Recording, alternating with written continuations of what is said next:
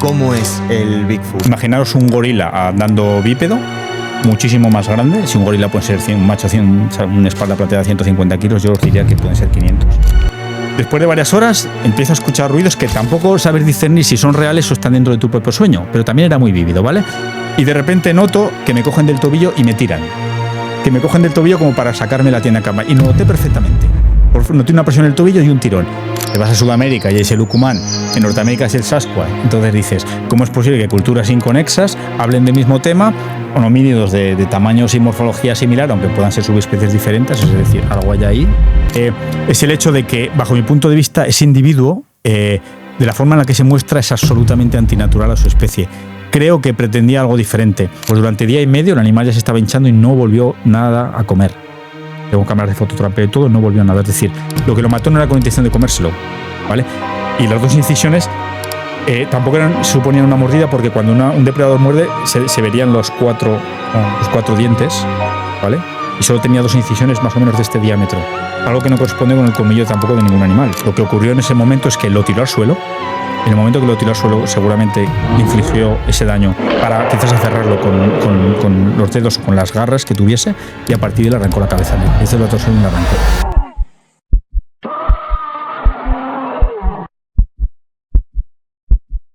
Buenas chicos, estamos en un nuevo episodio en Santoria Podcast y este episodio lo voy a empezar un poquito diferente. Marc, ¿tú has creído en el Yeti, en el Bigfoot? ¿Te has imaginado alguna vez que alguien venga a contarnos esto que de verdad existe? No, tío. Yo, mira, lo único que tengo así en mente sobre el Yeti o el Bigfoot, no sé si tú te acuerdas de una campaña de marketing de Hawker. Hostia, es verdad, sí. Que salía un Yeti como que lo habían avistado por las montañas y demás, y luego realmente era una promoción de sus gafas. Correcto. Pues eso es lo único que tengo yo en mente de... Pues, chicos, hemos traído a una persona que lleva décadas buscándolo, que ha tenido experiencias, tiene pruebas... Y estamos súper encantados de tener con nosotros a José. ¿Qué tal? ¿Cómo estás? Buenas, encantado. Muchísimas gracias por brindarme esta oportunidad y estoy feliz de poder transmitirlo y de que estés interesados en el tema. Así que, de verdad, de corazón, gracias. Qué bueno, qué bueno. Es súper curioso del tema que vamos a hablar hoy, porque al final vamos a hablar... No sé cómo lo queremos llamar. Si Bigfoot, Yeti, tiene diferentes nombres según la cultura. Lo hemos hablado antes de cámara, luego nos lo explicarás bien. Pero, claro, al final es una cosa que nadie conoce, nadie sabe si existe, es como una incógnita, ¿no? Entonces, bueno, cuéntanos un poquito, para poner en contexto a la gente, quién es José, cómo es que estás hoy aquí, de qué tema vamos a hablar en concreto. Cuéntanos un poquito, para poner en situación. Vale, tendríamos que retrotraernos, no sé qué año fue, alrededor de unos 30 años. Estaba, un viaje a Australia, mi primer viaje, digamos, largo e independiente, o sea, siempre había ido acompañado. Y en ese viaje decidí ir a las Blue Mountains, que es una zona bastante salvaje que está al oeste de Sydney, en el Nueva Gales del Sur. Y bueno, a mí me gusta mucho ir a las montañas, estar solo, pues naturaleza. Y bueno, suelo hacer incursiones, como os comento siempre, pues por mis propios medios. Y una de las noches, fuera de sendero, ¿vale? No utilizo senderos convencionales y siempre tiendo a buscar rutas alternativas, pues por el medio de la selva depende del terreno que sea. En aquel caso es selva tropical, ¿vale? Selva lluviosa. Pues una de las noches, que estaba a unas 3 jornadas de donde había dejado mi vehículo, escuché alrededor de la tienda de campaña pasos de algo muy grande, ¿vale? La naturaleza es mi elemento, yo conozco muy bien a los animales locales de cualquier área del mundo, o casi todas. Parece un poco pretencioso, pero bueno, es mi pasión real y por eso os hablo de esta manera. Y bueno, algo muy grande alrededor de la tienda. O sea, me pareció bípedo por la cadencia. Pero bueno, estaba sugestionado, no salí de la tienda, no tuve esa capacidad, estaba un poco amedrentado, la situación me superó un poquito. Estabas solo, entiendo. Estaba solo, sí. Vale. En una zona además donde es complicada porque en Australia hay mucho animal venenoso y mortal, pues arañas, serpientes, entonces no puedes hacer tampoco tonterías como estar de noche tocando la vegetación, porque puede haber cualquier tipo de animal que si te muerde, hasta ahí. Ahí te quedas. Exacto. Y bueno, a la mañana siguiente, con esa sugestión nocturna, ya me levanté pensando, ostras, esto no puede ser un canguro, ni no conozco nada tan grande que pueda... pisar de una manera tan contundente, porque hasta vibraba al suelo, ya digo, muy cerquita de la tienda de campaña. Estoy recogiendo tal, y bueno, había al amanecer, claro, en medio en el sotobosque, al ser tan oscura la selva, ¿vale? Cuando todavía no hay rayos de luz, pues estás como en penumbra, no ves demasiado. Entonces justo observé, se me erizaron todos los pelos de la piel, y me di la vuelta y vi que enfrente, al lado de un riachuelo, había una masa agazapada observándome. Y de repente reaccioné, todo mi cuerpo reaccionó de una forma más contundente, incluso que anteriormente. Es como el mecanismo de defensa te dijese, ostras, aquí hay algo que no sabes lo que es, que puede ser potencialmente peligroso. Me asusté y ya empecé a correr, me giré y empecé a correr en el sentido contrario. Y entonces esa masa, esa criatura, empezó también a moverse. Yo pensaba que me estaba acechando, que iba detrás de mí, y cuando me giré para ver dónde estaba, para poder encontrar una ruta de escape, me di cuenta de que estaba corriendo en la dirección contraria a la que yo me había definido mi ruta de escape.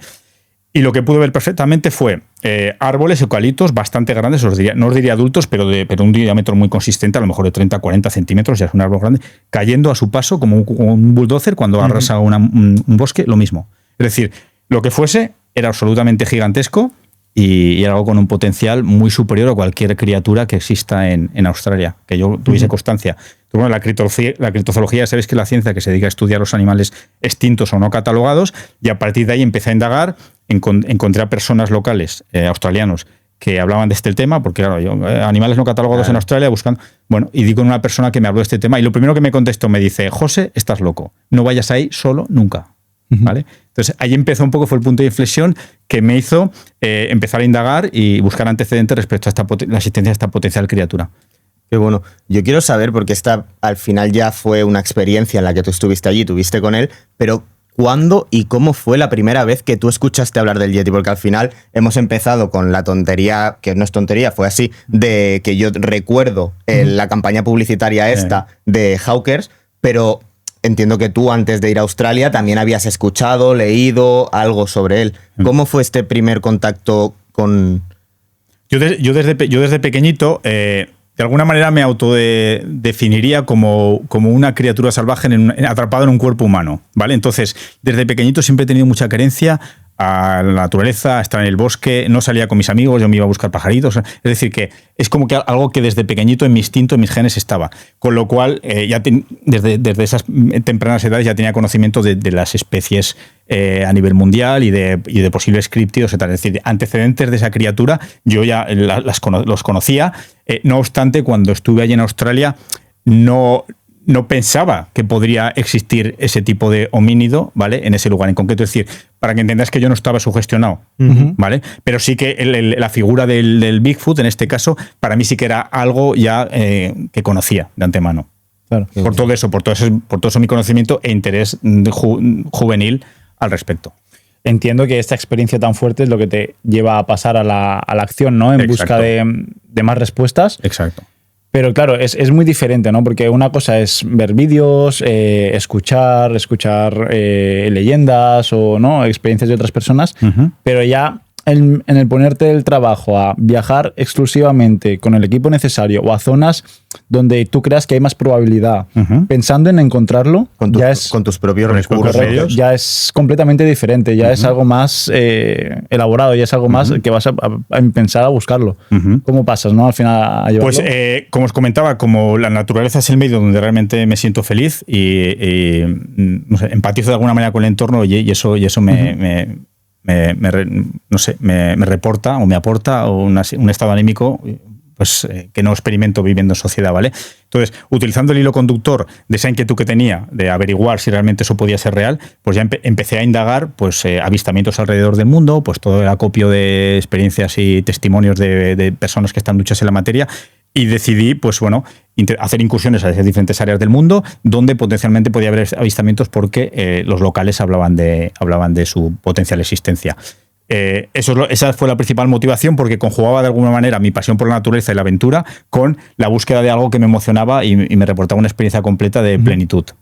Qué bueno. Oye, sabemos, por lo que nos has estado comentando antes, que tú normalmente cuando viajas no lo haces de la manera cotidiana que lo hace la gente, de me pillo un hotel, un guía turístico y demás, sino que lo haces mucho más rudimentario, por llamarlo de alguna forma. Te vas tú solo con una tienda de campaña en plena naturaleza.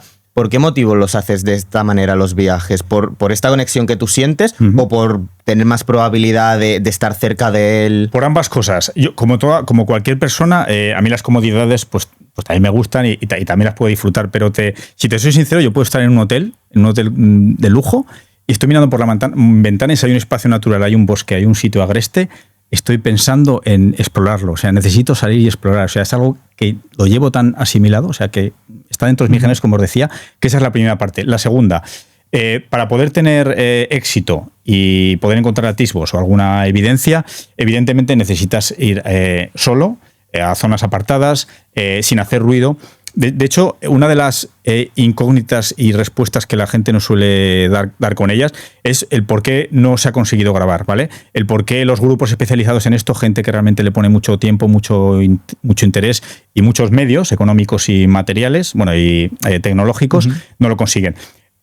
Porque no lo enfoca bien, la táctica no es buena, ¿vale? Son grupos desmesurados, de demasiadas personas haciendo ruido en el bosque, que realmente no hacen inmersiones en las montañas reales, ¿vale? Que a lo mejor van a una pista forestal y montan allí una tiendas de campaña, eso es como una discoteca. Es decir, es que un animal con suprasentidos, con esas capacidades tan extremadamente agudizadas, evidentemente las posibilidades de encontrarlo y de que se muestre son muy complicadas. Entonces, el hecho de ir solo y de hacerlo de esta manera, yo creo que es lo que me ha brindado la posibilidad de encontrar quizás bastante más atisbos que otros grupos.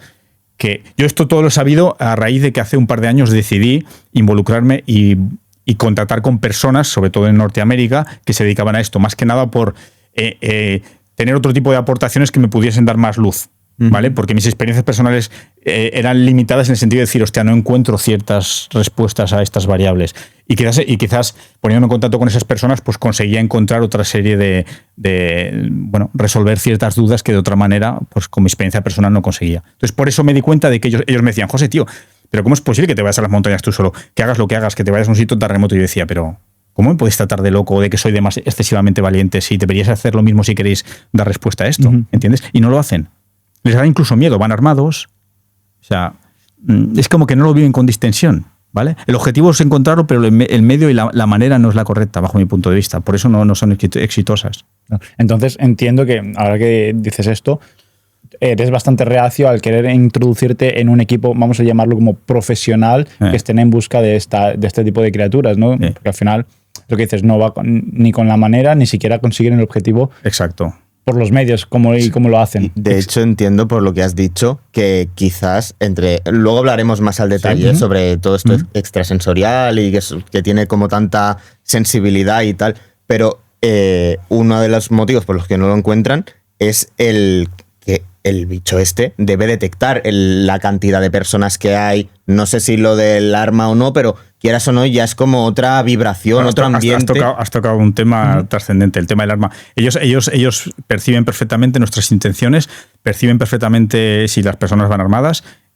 Todas esas variables las controlan. Y luego lo entendéis mejor cuando lo desarrollemos, porque a mí esto me ha costado mucho asimilarlo, porque mi cabeza siempre trata de, cuando me pronuncio, como os decía antes, siempre intento que sea con rigor. Entonces, no genero un punto de vista o afirmo algo sin haberlo realmente cotejado, contrastado y sobre todo experimentado reiteradamente, ¿vale? Es cuando digo, hostia, ya, aunque mi cerebro me dijese lo contrario porque me han adoctrinado y la educación determina que las cosas tienen que ser de otra manera, o la ciencia en concreto, esto al contrastar de una forma tan súbita con la ciencia, dices, claro, no puedo asimilar, mi cerebro no tiene esa capacidad y colapsa. Pero luego te das cuenta de que te tienes que rendir a la evidencia de que es así y de que la ciencia no puede explicarlo. Y ellos te perciben, saben si tienes armas, conocen tus intenciones y un montón de variables más que os explicaré luego. Claro, y es que esto me lo llevo a que, por ejemplo, nosotros, cuando tú conoces a una persona, tú notas esa manera de ser, no sé si aura sería la palabra totalmente. Pero tú ves por la calle a alguien y si tiene malas intenciones, tú se lo notas. Entonces yo entiendo que el animal debe notar, hostia, soy mucha gente, hay armas, el ambiente que hay ahí es como... Mira, es que esa capacidad la tienen todos los animales y nosotros la tenemos, adormecida o la hemos perdido, no sé cómo decir. Os voy a poner un ejemplo que dirás, hostia, es increíble, pero es que es real. En casa, por ejemplo, no me gustan las arañas. Casi todos los animales me encantan, pero en concreto las arañas no me gustan. Pues bueno, tengo una araña, mi baño es bastante grande, ¿vale? Y le tengo una araña atrás que está como en una estatua que tengo de una nutria y se mete en la boca de la nutria. Entonces, yo cada vez que entro al baño, estoy mirando al espejo y la araña está allí detrás, ¿vale? Y pienso, en el momento que yo pienso, tengo que matarla, ya vale, que lleva demasiados días aquí, tal, el animal se esconde. Siempre, siempre, siempre. Y yo sin siquiera sin mirarla. Estoy mirando al espejo y ella está detrás, ¿vale? Puedo llevar ahí 10 minutos en el baño y no pienso en ella, que el animal, aunque pase por al lado, ahí está en su telaraña. En cuanto pienso en matarla, siempre, siempre se esconde.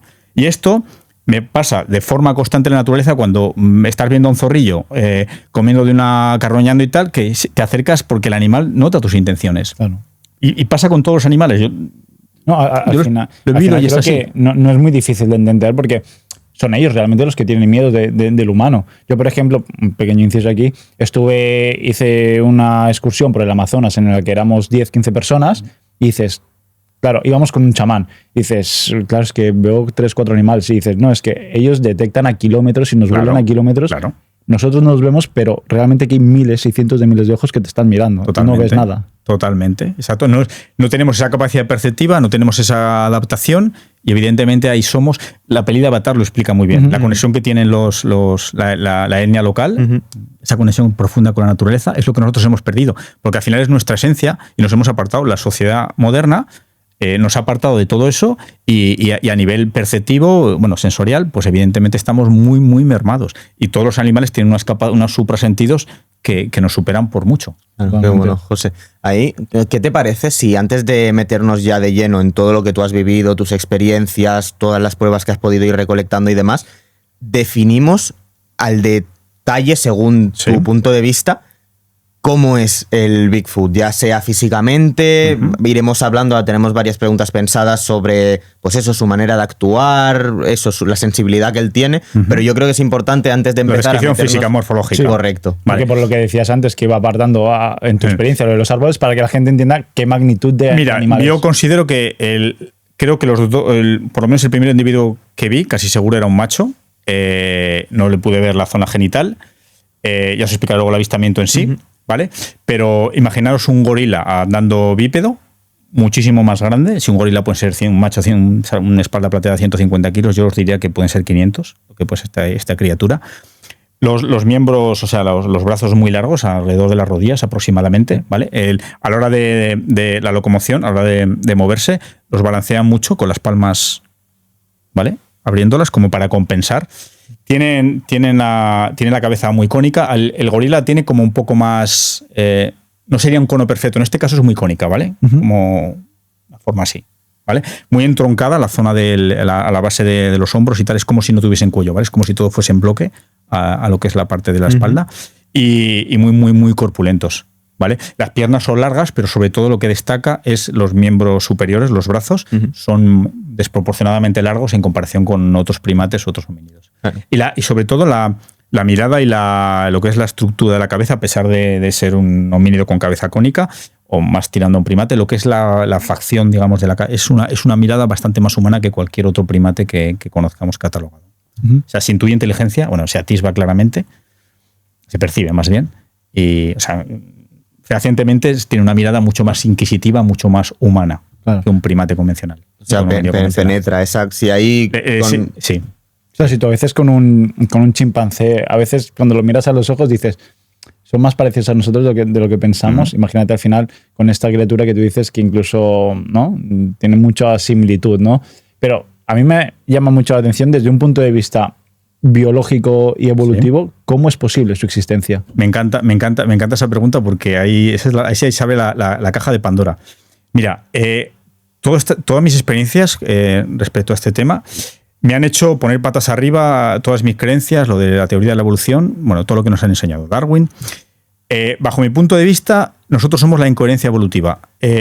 Lo que he podido constatar es que ellos tienen capacidades que muchas de ellas no superan, ¿vale? A nivel psíquico y físico, por supuesto, pero psíquico también. Capacidades telepáticas, de poder infundir estados de ánimo en personas o en quizás empresas, porque también cazan, ya os hablaré de este tema. Y ¿cómo es posible que una criatura sumamente inteligente, con lenguaje, porque tiene un lenguaje, ya hablaremos también si queréis, abordamos luego, que está a nuestra altura o quizás por encima de nosotros, de nuestras capacidades, no ha habido un detrimento en sus capacidades físicas y adaptativas a un entorno? Quiere decir, a nosotros, la ciencia siempre nos ha puesto en antecedentes de que hemos perdido el pelo, no tenemos esa capacidad adaptativa a un entorno, sino que necesitamos destruirlo para poder habitarlo o adecuarlo a nuestras limitaciones y necesidades, ¿vale? Pero en el monte no podemos sobrevivir sin una mochila de 30 kilos y aún así pasamos penurias, ¿vale? Esta criatura tiene unas capacidades cerebrales increíbles, un lenguaje desarrollado, ¿vale? Y no ha perdido no ha habido una merma física. No tiene sentido que una especie como nosotros hayamos experimentado esa merma cuando nos ha dicho que una es en pro de la otra, ¿vale? Y eso es lo que hace que colapse mi cabeza. Quizás es que la incoherencia evolutiva somos nosotros, ¿vale? Que tengamos un porcentaje, claro, si no tenemos una prueba definitiva de un análisis genético que diga, hostia, qué porcentaje puede ser humano y qué porcentaje haya un antecedente, digamos, común, es difícil decirlo. Pero yo, para mí, sí que podemos tener esa ascendencia común y de alguna manera hubo ahí una separación, ¿vale? Pero lo que sí que te puedo asegurar es que creo que la incoherencia evolutiva somos nosotros, porque la única especie que nos hemos apartado de la naturaleza y que hemos sufrido una merma, la única en el mundo, no tiene demasiado sentido. ¿Y por qué esta criatura no ha experimentado una merma en pro del desarrollo de otra? Claro. Eso, no sé qué pensáis al respecto, pero me resulta muy curioso. Porque evolutivamente no tiene sentido. Claro, desde ese punto de vista yo nunca lo había pensado. Hay especies que en teoría no se adaptan, son obsoletas y entonces desaparecen. Pero esta es exitosa en ambas variables, ¿vale? Y nosotros hemos perdido todo eso. ¿El por qué? ¿Qué sentido tiene ese? Quizás la pregunta es, ¿qué somos nosotros? ¿De dónde venimos? ¿Y qué hay ahí raro al respecto? Porque a mí yo no le encuentro explicación a que nosotros tengamos una coherencia evolutiva conforme a lo que nos ha explicado. No sé si con esto os queda claro un poco lo que os quería desarrollar. Por lo tanto, ha ido evolucionando paralelamente a nuestra especie, a los humanos. Sí, yo creo que de alguna manera sí, exacto, sí, con una coexistencia. De hecho, tengo un amigo, John Dee, que él está afincado en Vancouver, pero es español, que esta persona no hace incursiones en las montañas como yo, pero sí que ha hecho un trabajo excepcional de hemeroteca, ¿vale? Él durante mucho tiempo se ha dedicado pues, a encontrar pues, en periódicos de época, pues que hablaban de un montón de curiosidad de respecto, de raptos, un montón de posibles interacciones pasadas, incluso con indígenas norteamericanos, ¿vale?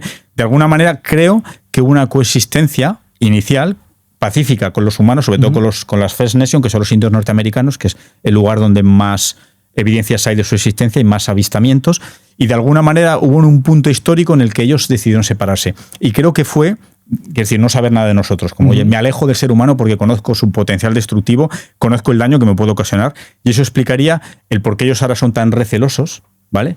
Y no quieren absolutamente saber nada de nosotros. A pesar de tener cierta curiosidad, si podemos invadir sus territorios, pero ellos nunca se muestran, no quieren mostrarse por ese tipo de variables. Me separo del ser humano, que es destructivo y no va por buen camino. Mira, ahora que dices esto, ¿por qué consideras que saben muy bien hacer esto? Es decir, evitar al ser humano, y creo que has dicho que incluso pueden llegar a ser superiores a nosotros. ¿Por qué consideras esto? ¿Por qué lo considero? Mira, ya te tengo que empezar a hablar de ciertas experiencias. Por ejemplo, en este último viaje yo fui a un área que está en el estado de Oregón, limítrofe con Washington, ¿vale? Porque encontré indagando por internet que el gobierno de Estados Unidos, un cartel oficial del propio gobierno de Estados Unidos, en un área determinada, que es una meseta, había dejado esa señal advirtiendo a los campistas de que potencialmente, por la noche, sufrían ataques mediante rocas y lanzamiento de piñas las personas, los senderistas que pernoctaban, ¿vale? Y perfectamente redacta con el sello oficial del gobierno de Estados Unidos que se trata del Bigfoot, del Norte, con incluso el nombre científico, ¿vale? Yo digo, el propio gobierno aceptándolo, no es que lo diga yo, os puedo enseñar incluso la foto luego si tenéis interés, ¿vale? Decidí ir a ese área un poco a investigar, porque siempre me muevo por eso, ese tipo de inputs que me llegan, hostia, aquí parece que había avistamientos, aquí alguien habla, pues me muevo un poco con esas referencias previas, ¿vale? Cuando llegué a esa zona, resulta que había habido un incendio hacía varios años y todos los senderos, el bosque los había engullido, ¿vale? Los había engullido y era difícil acceder a ese área porque la vegetación era densísima. De hecho, cuando el sotobosque empieza a medrar porque el incendio y las cenizas producen que el sustrato sea mucho más rico, es más difícil, hay muchísima vegetación. Os pongo un antecedente para entender ese por qué. Entonces, llegar a esa zona, a esa meseta, me costó un día entero. Lo pasé bastante penuria porque es tan denso, pues que, garrapatas o mosquitos, toda la vegetación, Llegué a esa zona que es un área ya bastante plana en una parte superior de una montaña, como os digo, una meseta, pero boscosa, ¿vale? Y encontré reminiscencias de señales antiguas plastificadas de que pues en 2020 o 2021 creo aconteció esos incendios y entonces ya se cerraron. Y ahí no hay activos de humanos porque la gente ya no va, ¿vale? Decido 2 horas andando por el área y tal, decidiendo a ver dónde podía pernoctar. De repente digo, hostia, este claro puede estar bien, parece un sitio, un hábitat chulo y propicio para encontrar animales y tal en general, porque a veces no solo me enfoco en el Bigfoot, sino en ver animales en general, que me apasiona. Cuando decido poner la tienda de campaña y empezar a ensamblarla, de repente veo a unos 30 o 40 metros en medio de la vegetación algo que me llama mucho la atención, y cuando me acerqué era una cruz, eran 2 árboles vivos, perfectamente vivos, ¿vale? Que los habían flexado, Y habían utilizado los árboles de alrededor como contrafuertes para evitar que volviesen a la posición original, ¿vale? ¿Me estoy explicando? ¿Vale? Flexo un árbol y utilizo otros como contrafuerte para que no vuelvan y formando una cruz perfecta. Claro, yo ya tenía constancia, porque cuando te mueves en foros y en grupos y tal, la gente habla de, bueno, pues de toda su teología y de las potenciales atisbos que hay en el monte o señales que dejan. Y pensé, esto no es natural, tiene que corresponder a una de esas estructuras. Claro, yo ya, sugestionado, no os lo niego, pero no con miedo. Yo nunca siento miedo. A mí es mi entorno y me apasiona y no siento miedo, ¿vale? También pongo en antecedentes eso para que comprendáis lo que aconteció después. Bueno, ceno, entro a la tienda de campaña y ya me voy a dormir, ¿vale? A mitad de la noche tuve un sueño curiosísimo, pero muy vívido. De estos sueños que dices, parecen casi como un viaje astral. Algo como muy vívido. Era un sueño muy, muy real. Era una familia compuesta por 2 padres y 2 hijos, un niño y una niña, ¿vale? Pero tenían facciones simiescas, como de primate. No. De alguna manera, cuando ves una persona y dices, tiene la forma de, no sé, me recuerda a un caballo, no lo sé, ya sabes de lo que estoy hablando, ¿no? Y yo pensando, tenían rasgos simiescos. Y en mitad de la conversación me decían, José, ¿cómo es que te estábamos esperando? ¿Vale? ¿Cómo has conseguido llegar aquí? Si nosotros te podíamos haber enseñado un trayecto más sencillo. Y yo pensando, ya me despierto al rato y digo, ¿este sueño tan vívido? Me resultó increíble, ¿eh? Bueno, me he hecho a dormir otra vez, escuchaba algún ruido y tal, pero sin real sugestión. Tampoco es que tuviese miedo ni sugestionado como en Australia, ¿vale? En este momento dije, bueno, vale, voy a dormir otra vez, qué curioso el sueño. Después de varias horas empiezo a escuchar ruidos que tampoco sabes discernir si son reales o están dentro de tu propio sueño, pero también era muy vívido, ¿vale? Y de repente noto que me cogen del tobillo y me tiran. Que me cogen del tobillo como para sacarme la tienda de campaña. Y lo noté perfectamente. Noté una presión en el tobillo y un tirón. Y me despierto y las 2 cremalleras abiertas de la tienda de campaña, que yo las cierro siempre. Y las cierro siempre porque te puede entrar un animalillo, pues en el monte dices, prefiero cerrarla. Estaban las 2 abiertas, entonces la posibilidad de que yo las hubiese dejado abiertas, nulas. Os diría que nulas. Y claro, estás ahí flipando diciendo, ¿qué ha sido esto? Es parte del sueño, ¿no? Pero es que lo sentí perfectamente, ¿vale? Y las cremalleras estaban abiertas, que dices, bueno, me despierto por la mañana, me voy a echar a dormir otra vez y cuando ya empieza a haber luz y tal, voy a encender los 2 móviles porque llevo 2 móviles con objeto de poder orientarme, porque me descargo mapas fuera de línea y entonces si en algún momento me quedo sin batería, en zonas digamos que son más planas y no hay referencias para poder orientarme, como puede ser un bosque cerrado que es todo muy homogéneo, claro, no hay un río, no hay una montaña que veas, entonces a veces es difícil orientarse, ¿vale? Entonces, mediante los mapas fuera de línea, con el GPS del móvil, yo voy viendo con la flechita azul a dónde voy y hacia dónde vengo. Cuando cojo cobertura, porque a veces que debajo del bosque no hay. Os lo explico, ahora lo entenderéis. Entonces, cuando me fui a dormir tenía unos 90 y tantos %. Y el que había usado durante todo el día, el otro móvil, estaba al 40 y tantos. Entonces lo hago siempre, lo miro para decir cuánta energía me queda. Aunque llevo una power bank, pero bueno, por seguridad, ¿vale? Los apago por la noche para por la mañana tener energía. Y cuando me despierto, 0% y 0%, los 2. Consumidos todos. Consumidos todos. Ya, cosa rara. Dices, 2, 0. Bueno, digo, hostia, pues ¿qué ha pasado aquí? Qué rarísimo. Digo, las pongo a cargar con la power bank y tal. Me despierto, empiezo a desayunar, digo, voy a ir a la estructura y cuando me acerco a la estructura resulta, me quedo flipando, miro a la derecha y había otra nueva. Durante la noche habían hecho una nueva, distinta que no estaba ahí el día anterior, os aseguro que no estaba. Lo mismo, 2 árboles flexados, en cruz y con una marca, como de garras. Claro, o sea, ahí ya dije, alucinante. O sea, no estaba la noche anterior. Yo os aseguro que allí no había humanos. Hasta ese momento en el que vuelves a encontrar los 2 árboles flexados. Sí. En ningún momento piensas de que puede ser este tipo de criatura. O sea, piensas que al final, no sé, estás pensando que puede ser algo raro, pero no estás sugestionado en que vas a encontrar esto. Claro, yo no pensaba encontrarme eso en esa zona, ¿vale? Pero sí que al ver la estructura, yo ya supe que podían ser de ellos, bueno, con casi total seguridad, porque hay muchas citas de personas que hablan de lo mismo, ¿vale? Pero ahora que dices, por ejemplo, que podía ser de ellos, ¿este animal se mueve en manada, va solo? Ahora que has dicho esto, porque entiendo también que para hacer toda esta estructura quizás en una sola noche, no sé... Pues no sé bueno, hay avistamientos de gente que asegura haber visto familias o grupos familiares de varios, de 2, 3, de 4 o individuos sueltos. O sea, las 2 variables existen. Pero claro, lo alucinante de este tema es que, como os decía antes, yo siempre tiendo a contrastar y no emitir juicios antes de experimentar un poquito más. Y en estos viajes lo que me suele ocurrir, que es curiosísimo, es como si el universo conspirase para que me pasasen las cosas. Luego tuve la posibilidad, porque me fui a Portland a casa de un amigo, Christopher, que es un sol, que me lo conocí también a través de nuestra pasión por el Bigfoot, por Instagram, Y me llama unos días después y me dice, oye, José, ¿dónde estás? Le digo, mira, pues estaba en la zona del río Columbia y tal. Vente que conocí a una señora increíble que te puede aportar un montón, que se llama Ashley. Quedo con ella en Portland, me cita en un parque y ahí es donde viene lo alucinante. Empezamos a hablar, me cuenta un montón de historias de que ella considera de que pueden ser seres interdimensionales, que tienen la capacidad de moverse, claro, cosas que a mí me hacen explotar la cabeza y que pensé, esta chica parece maja, parece una tía coherente, pero no me estoy creyendo la misa a la mitad porque esto ya es una locura. Y me empieza a contar un montón de historias de que tienen un camuflaje hiperdesarrollado, que luego hablaremos de este tema, que es una... Si quieres hablamos ahora. Porque Bueno, esto es lo que viene. Vale, pues retoma lo que te estaba explicando para que no se nos vaya el hilo, ¿vale? De lo que te estaba explicando. No, que viene muy bien a colación, vale. Pero no quiero que se me olvide lo que os iba a comentar, ¿vale? ¿Tú has visto la película de Depredador, de Predator?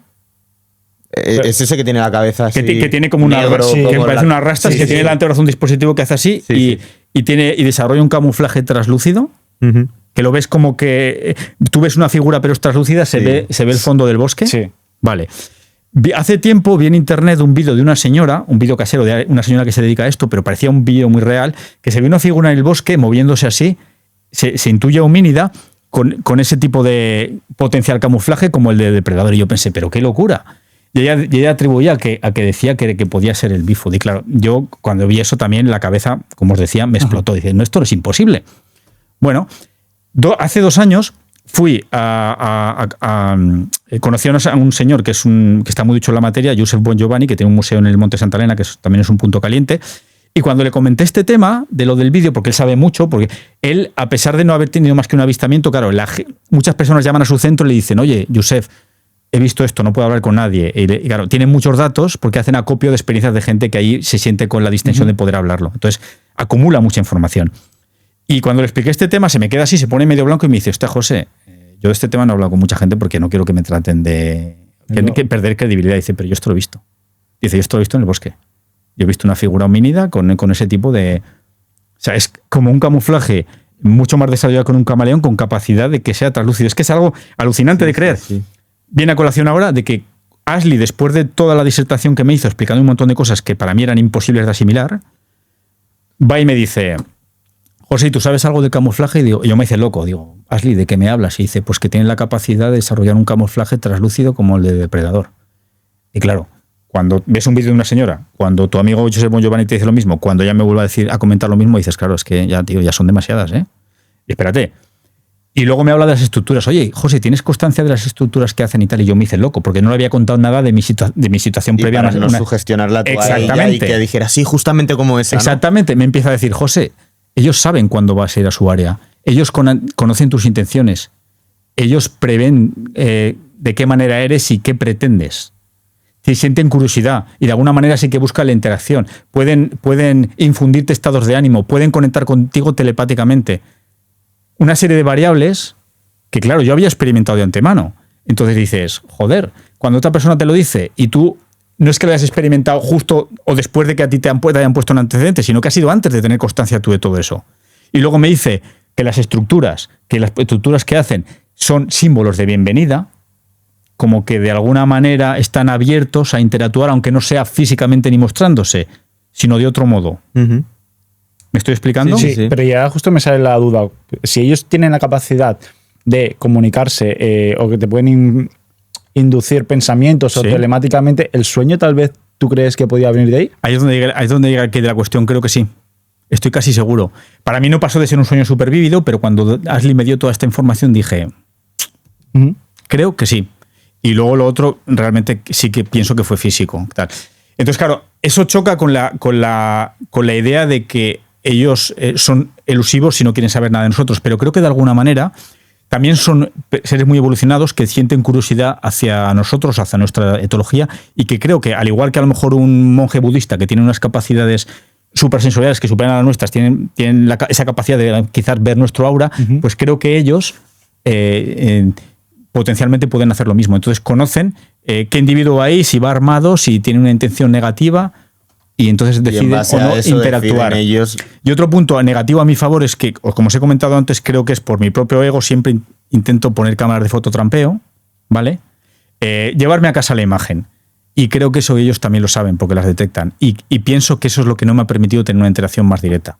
De que al final yo soy el que, digamos, rompo esa conexión o ese potencial intento de ellos por captarme atención o interactuar por mi puñetero ego, que lo tenemos todos, y creo que ahí es donde cometo el error. Oye, y por curiosidad, ¿tú el tema de lo del camuflaje lo has visto en persona? No, yo no lo he visto. En los vídeos y lo que has escuchado. Exactamente. ¿No? Pero mi amigo Josep Giovanni me fío al 100% porque es una persona muy coherente y es un... Él sí que fue en primera persona. Él lo vio en primera persona. Él ha tenido un avistamiento directo y luego él... Pero lo más... Este tema del camuflaje, si queréis luego lo podemos abordar a colación de otra cosa que os voy a explicar, que puede dar un poco luz a cómo es posible que eso ocurra. ¿Vale? Porque también le da muchas vueltas y el otro día conocí a una persona que me dio un punto de vista que quizás tenga lógica. Qué bueno. El poder entender por qué quizás potencialmente sea posible que eso sea real. Qué bueno. José, quiero que nos expliques cuál es tu primer viaje ya de manera consciente en la que vas a ir a buscar al Bigfoot. ¿Qué material te llevas? ¿A qué país viajas? ¿Dónde estás esos días? Cuéntanos un poco la primera experiencia Australia, ya. ¿no? El primero fue a Australia, pero no fue con esa intención. Exacto, ahí fue donde te lo encontraste, pero ya cuando ya tienes esta curiosidad de que vas a buscarlo. Pues mira, empecé por el estado de Washington, ¿vale? La península de Olympic es un área que está al oeste de Seattle, que sabéis que es una ciudad que está al noroeste de Estados Unidos, ya frontera con Vancouver, con Canadá. Porque ese área es bastante prolífica en avistamientos. Dentro de que ocurren de ciento a viento, pero quiere decir, el porcentaje de la concentración de avistamientos respecto a otras áreas es mayor. Entonces pensé que era un buen sitio. Y ahí sí que es cierto que en esa península es donde mayor cantidad de evidencias o atisbos, como queréis llamarlo, he encontrado huellas, alguna de ellas muy, muy definida. En concreto, el año pasado encontré una hipernítida en un bancal de un río, pero absolutamente nítida, que os la puedo enseñar si queréis, que la tengo en un disco duro en casa, os la puedo mandar un día para que la veáis. Sí, no, de hecho estaría muy bien que nos la pasaras para... Iremos en el vídeo añadiendo imágenes y eso, si nos permites. Vale. Me tienes que dar un poquito margen, por estos días voy un poco... Me voy a de viaje a Rumanía y voy un poquito pillado, pero a ver si estos días antes de irme puedo encontrar el disco duro donde está y os mando. Os mando información, ¿vale? Seguimos con la primera. Sí, la península de Olympic, porque era una zona donde, bueno, pues indagando. De hecho, hay incluso webs que en los propios mapas van indicando las áreas donde las personas los han avistado. Y a lo mejor cuando veo que recurrentemente en una zona en concreta, pues en los últimos 15 años pues ha habido 3 avistamientos, digo, hostia, pues potencialmente, y me guío un poco por eso para poder.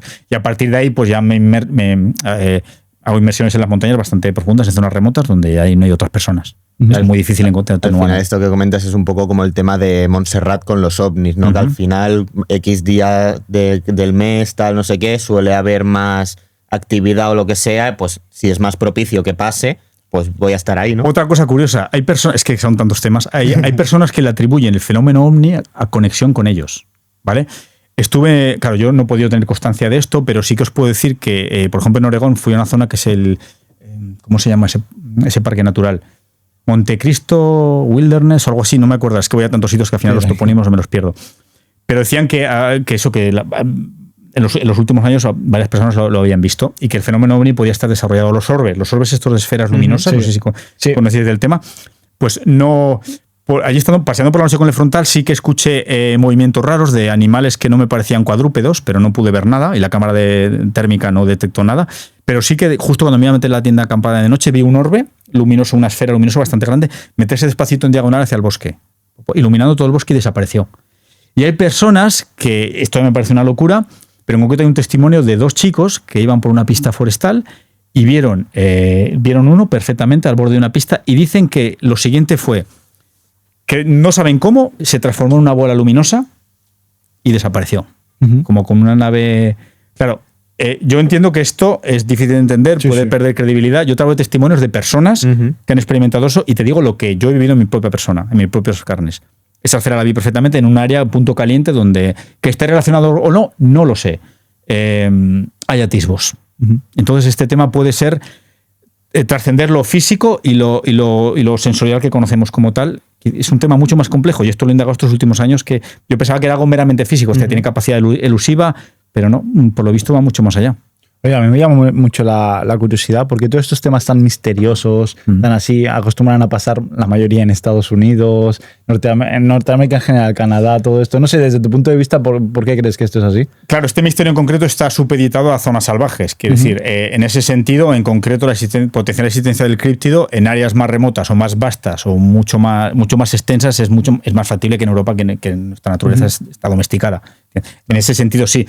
Claro, en términos de misterio, a efectos genéricos de muchas otras cosas ya no lo sé, pero este tema, lo que me pregunta, respondería en concreto a este tema con esa apreciación de que, claro, esto no puede ocurrir en un sitio donde no hay una cobertura vegetal ni una amplitud territorial como para que... Al final no va a pasar aquí al lado del Splau, ¿no? Claro, y lo que no tenemos constancia ciudadana de a pie, lo que os comentaba de que cuando estás en un sofá es muy fácil juzgar y decir, no, esta persona tiene una inventiva increíble. Bueno, vente conmigo, estate 10 días en el monte, pasa penurias, verás dónde llego y cómo llego, y entonces ya piensas si aquí potencialmente puede haber algo o no, porque claro, esta zona es tan agreste, tan absolutamente intransitable, que es muy tedioso y los esfuerzos son muchas veces muy ímprobos para llegar a zonas donde encima luego no encuentras nada. Claro, al final la gente lo juzga desde su visión del sofá, que nada, eso no puede ser. No puede ser, obviamente, desde tu casa en Barcelona, que hay coches y millones de personas, tal. Exacto. Obviamente no, claro que no puede ser aquí. Pero si te pusieras en las condiciones y en el entorno en el que sí que se da, igual opinaría diferente. Pero ¿me ibas a decir algo? ¿Puedo? Sí. La segunda parte, claro, luego te vienen con el argumento de decir, claro, ¿por qué tú? ¿Qué pasa? ¿Que eres más guapo que nadie y tienes la capacidad? Bueno, yo no soy una persona con atributos físicos excepcionales, pero sí que mi motivación respecto a este tema es férrea. Y eso me hace llegar a sitios donde mucha otra gente no encontraría esa motivación. Y evidentemente, pues abortaría, porque claro, un Cleland Journey, que es un tío que me da 200 millones de vueltas, seguramente allí diría, mira, porque son ciénagas, son mosquitos, es frío, son penurias, no le ves un objetivo en transitar una montaña que es impracticable. Claro, el tío quiere subir a una montaña y bajar rápido y es un crack. Pero claro, físicamente y emocionalmente tiene que haber algo más allá que te motive a acceder a esas áreas donde no hay humanos. Y es donde realmente ellos ahí ya se relajan, se descuidan y puedes encontrar algún atisbo más, ¿vale? No vas a encontrar en medio de una pista forestal una huella o algo porque ellos no quieren dar evidencias de que están ahí. Bueno, y también está claro que desde un punto de vista geográfico, al final Europa, Estados Unidos, lo grande que es normal. Si estás comparando el tamaño de Europa, pues hay más probabilidad de que pase en Estados Unidos que es el tamaño. No te puedes imaginar la cantidad de masa forestal y de zonas remotas, indómitas y absolutamente prístinas que hay allí. O sea, es que no te lo acabas, es acabar una pista forestal de 50 kilómetros. Te pongo un ejemplo, que no está mantenida y que vas por ella transitando y dices, como se caiga una roca, ya no salgo de aquí porque ya no está ni mantenida, y cuando llegas al final de la pista, después de no sé cuántas horas, ya ponte a andar por el medio de la nada donde no hay senderos. Ese tipo de cosas son las que hago. Y no es por sonar arrogante, es porque es la realidad y es donde realmente encuentras atisbos. Es la única manera. Porque ellos tienen mucho territorio para poder transitar. Claro. Oye, José, y en este primer viaje, claro, también me interesa saber, porque cuando tú llegas allí, claro, intentas de alguna manera tener contacto con otras personas que están cerca. Sí. ¿Cómo rompes el hielo allí para empezar a interactuar con las demás personas? Oye, pues mira, has sido por esta zona, has sido por esta zona. ¿Cómo buscas el sitio donde te clavas para empezar como un poquito la expedición tuya, ¿no? Vale, es lo que te comentaba. Hay, por ejemplo, una web que es bfrno.net, que ahí, por ejemplo, hay un mapa con avistamientos, ¿vale? Y es una de mis referencias, ¿vale? Recurrentemente voy al Pacific Northwest, a esa zona de Estados Unidos y Canadá, porque es donde más concentración, como os he dicho, hay, ¿vale? De avistamientos. Quizás es porque la población también hay más densidad. No hay una gran densidad de población, pero digamos que solapa más el territorio con la actividad humana. Eso no ocurre, por ejemplo, en el Himalaya, que son poblaciones muy locales y allí pues sería mucho más complejo, ¿vale? Por eso quizás hay más interacción. A partir de ahí, pues voy a esas áreas y cuando a lo mejor, pues, encuentro a lo mejor, pues, por una referencia de Google, Internet, pues que hay un museo de una persona que se dedica a esto, pues voy allí e indago. Me da datos, ¿vale? Y a partir de ahí pues me voy moviendo con eso, como lo que me van explicando. En concreto, por ejemplo, en Oregón, hace 2 años, estuve en el Bigfoot Center Research, que ahí conocí a un señor, no me acuerdo el nombre, Barakman era el apellido. Bueno, este hombre en concreto me dijo, José, pues mira, le pareció muy creíble lo que yo le estaba explicando. De hecho, le enseñé unas interacciones mediante unos golpeos en troncos, que luego recuérdamelo porque es muy interesante, los golpeos en troncos. Y como le pareció más convincente y vio que yo no era un farsante, me dijo, José, pues mira, las últimas referencias que tengo de una persona que llamó la semana pasada es que intuyeron algo por esta zona de Monte Hood, que es un área muy boscosa. Y me fui para allá y ahí también pasaron cosas. Entonces, bueno, a través de eso de ese tipo de inputs que me van viniendo de cosas, de personas que conozco, pues me va llegando información y lo que yo puedo indagar previamente por internet. Oye, cuando haces estos viajes y llegas a estas zonas, ¿cómo ves de receptiva o de abierta la gente local a hablar sobre ello? Me encanta cómo estás enfocando este tema. Porque es que explica muchas cosas. Mira, tú hablas de esto en Europa, yo por ejemplo en el parque de bomberos con los compañeros y me miran como diciendo, este tío, a mí ya viene José con sus fricadas, este tío no está fino. A ver si se va al psicólogo porque tal. Pero tú te vas a Norteamérica, incluso en las ciudades, ¿vale? Y dices, yo voy ¿a qué estás haciendo aquí? Y yo lo explico, digo, mira, pues estoy detrás de Sasquatch, haciendo Sasquatching, ¿no? Que es como buscar a Sasquatch, al Bigfoot. Y la gente te mira así como diciendo, cool, nice. No te lo ponen en duda, o sea, es algo que ya está asumido, ¿vale?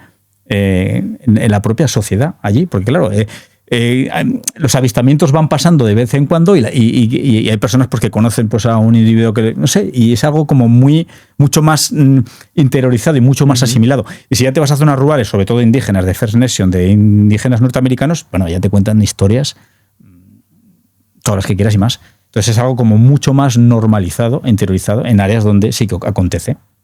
Oye, has nombrado... ¿Cómo lo han llamado? ¿Cómo has dicho el nombre que también lo llaman Sasquatch? Allí? Sasquatch. Explicarnos un poquito, esto lo hemos hablado antes fuera de cámara, pero explicarnos un poquito al final cómo lo llaman en cada cultura, porque al final hay gente que cree que el Yeti es una cosa, el Bigfoot es otra. Vale. Al final es todo lo mismo, pero cada cultura no lo llama de manera diferente. Explicarnos un poquito esto. Es muy interesante lo que tú has dicho de que viene de muchos y muchos años atrás, claro, y que no es de una zona, 4 personas que dicen, no, es que yo lo he visto, sino que es algo que vayas donde vayas. Bueno, ahora nos dirás tú mejor en qué territorios y tal, pero se da, igual que al final los textos antiguos, no, en plan, es la Biblia, está el Corán, está lo que tú quieras, pero claro, en todos los sitios está lo mismo. La pregunta del millón, el referente publicitario al que has hecho tu alusión antes, es decir, claro, una figura de dónde viene, del imaginario colectivo, ¿por qué alguien crea un Bigfoot como hilo conductor en un anuncio, si es algo que no existe o inventado por ese imaginario colectivo? Entonces, claro, ahí si hacemos alusión a las culturas alrededor del mundo que hablan de este tema, por ejemplo, el Yeren en China, incluso en Sengojolia, que es un parque nacional, hay una estructura de 2 Yeren, que son el Bigfoot local, es decir, el propio gobierno vuelve a asumir su existencia. Te vas a Australia y se habla de Yowie, te vas a Kirguistán y es el hombre salvaje peludo de allí, te vas a Sudamérica y es el Ucumán, en Norteamérica es el Sasquatch. Entonces dices, ¿cómo es posible que culturas inconexas hablen del mismo tema, con homínidos de tamaños y morfología similar, aunque puedan ser subespecies diferentes? Es decir, algo hay ahí que no sabemos y que la ciencia no ha podido explicar y que posiblemente no consiga. Me interesa mucho esto de que dices de que pueden haber subespecies diferentes. ¿A nivel físico, según la parte del mundo en la que esté, pueden cambiar? Sí. La complexión, el tamaño, el pelaje incluso, la morfología de la cabeza. Sí. Por ejemplo, tengo testimonios os voy a contar, por ejemplo, 2 o 3, tengo muchos. Estuve en la zona de Puerto Maldonado en Perú, ¿vale? Es la Amazonía, Amazonía peruana. Y me fui con un indígena que me llevó 2 o 3 días con su canoa por el bosque, estuvimos acampando, fue maravilloso. Y cuando esa persona ya vio que yo tenía mucha conexión con la naturaleza y que sabía bastantes cosas, se abrió. Y le dije, bueno, y a nivel críptido, ¿tú me podías explicar alguna experiencia? Me habló de anacondas de mucho más de 10 metros. Dice, la ciencia puede decir lo que quiera. Yo he visto anacondas de más de 15 metros. Y en teoría las catalogadas llegan hasta 9 o 10. Entonces dices, hay algo ahí que se le escapa a los científicos, que no lo saben todo. Que los científicos no suelen ir ahí a pasar penurias en medio del bosque, a constatar las cosas. Es mucho laboratorio, quiero decir, mucho... Me explico. Hecho, el trabajo de campo la adolecen un poquito. Perdona que te corte y ahora continúas. Tranquilo. Se dice que, claro, la gente se basa en eso, no, es que no tiene evidencia científica. Claro, es que muchas de las cosas que ahora son científicas hace años no lo eran. Porque no es que no sea científico, sino que no han encontrado la manera de demostrarlo. Exacto. ¿No? Eso es. Correcto. Y aparte, un buen científico nunca cierra la puerta a nada. Exacto. Sí. Es como el psiquiatra que no puede tratar a una persona, ¿vale? Se le escapa de acuerdo a sus medios convencionales porque le han enseñado, le han adoctrinado a hacer las cosas de una determinada manera conforme a la ciencia y luego alguien le habla de las regresiones y de las vidas pasadas y indaga ese tema y empieza a curar a personas en teoría con afecciones que han podido vivir en existencias anteriores. Ya sé que esto suena y claro, y cuando esa persona va viendo que ese medido y que esa herramienta le está posibilitando el curar a afecciones a personas que antes o estados emocionales, dices, coño, igual es que hay algo de verdad aquí. Entonces, ese es el problema de la mente científica, ¿vale? Que, vale, sí, si no es tangible para mí porque no lo he podido explicar, pero quizás haya mucho más que se escapa a todo ese conocimiento que creemos que tenemos, y que esa arrogancia que humana. Dentro de un tiempo igual sí que se ha podido demostrar y entonces pasa a ser científico. O es una evidencia ya simplemente con tu propio... Porque claro, tendemos mucho a prescindir de nuestros sentidos de decir, hostia, todo lo que experimento no sirve para nada porque a mí la ciencia me ha dicho lo contrario. Pero es que lo que estoy experimentando me viene en esa misma dirección. Con lo cual, ¿por qué negar esa evidencia cuando lo estoy experimentando en mis propias carnes, aunque la ciencia no puede explicarlo? Claro. ¿Entiendes? Retomando un poquito la experiencia esta que seguías con la de Perú. Donde Sí, te he cortado con las anacondas. Pues este chico era muy majo y el tercer día o así le digo, oye, ¿y algún crítico y tal? Me habla de las anacondas y me dice, pero hay algo más. Digo, cuéntame porque a mí este tema me apasiona. Y va y me dice, mira, cuando era pequeñito yo me iba con mi tío a cazar. Y lo que hacíamos era, a unos 3 metros en un árbol, hacíamos como una plataforma con troncos, nos sentábamos ahí, poníamos sal en el suelo, ¿vale? Y por la noche esperábamos, apagábamos los frontales, estábamos un poquito elevados sobre el terreno y cuando escuchábamos que algún animal había ido a lamer, porque claro, sobre todo en las zonas tropicales, como hay pérdida de sales minerales, los animales necesitan esa sal para recuperar, ¿vale? Dice, pues entonces la linterna la encendíamos y disparábamos para cazar para comer. Y una de las noches, de repente escuchamos algo en los árboles bajando y pensamos, ¿qué puede ser? ¿Eso será un felino? ¿Será un jaguar? Algo muy raro, ¿vale? Y cuando ya notaron y tuvieron que estaba en el suelo, en la zona donde habían dejado la sal, encendieron el frontal. Y dice que vio un homínido de unos 2 metros, que tenía franjas, rayas, con garras largas, y que la cara la tenía, no sé si habéis visto este cuadro de Goya, que es un dios devorando a un niño. No sé qué dios será. Sí, que creo que se está comiendo a su hijo. Sí, si exacto, no pero una cara como muy demoníaca. Sí. Me lo definió como tal. ¿Vale? Y dice, y cuando encendimos el frontal y le vimos y se nos quedaron mirando, emitió un sonido agudo y se fue corriendo. Dice, no he vuelto a ver nada en mi vida, igual. Dice, pero el miedo que experimenté esa noche, de hecho, era reacio a estar fuera de la tienda de campaña de noche porque le creó tal trauma que ya no se sentía a gusto, a pesar de ser un local acostumbrado a estar en la selva. Pero para que veas, en Kirguistán, por ejemplo, un testimonio en una zona remota, una señora que hablaba un poquito de inglés y ruso. Yo tenía los mapas fuera de línea el ruso para poder entender, porque son zonas apartadas donde no hay turistas. Y yo voy preguntando, ¿vale? Claro, cuando he encontrado en internet que en tales montañas, en el Pamir o donde sea, pues había potenciales avistamientos, pues me voy allí a tratar de indagar. Y en un asentamiento local así muy pequeñito, en un sitio muy apartado, que no se podía llegar en coche, o sea, fue andando por las montañas, encontré a una señora y le tiré la pregunta. Y se me queda así y me dice, es la primera vez que me lo preguntan, dice, pero mi abuela tuvo una experiencia. Y me contó que su abuela, cuando vivían en las yurtas estas de como los mongoles, ¿vale? Que allí se estilaba mucho en Kirguistán antes, cuando eran más nómadas. Dice, mi abuela, en uno de los veranos que estaban acampando en las montañas, su marido se fue al pueblo a por provisiones varios días con los caballos y se quedó sola.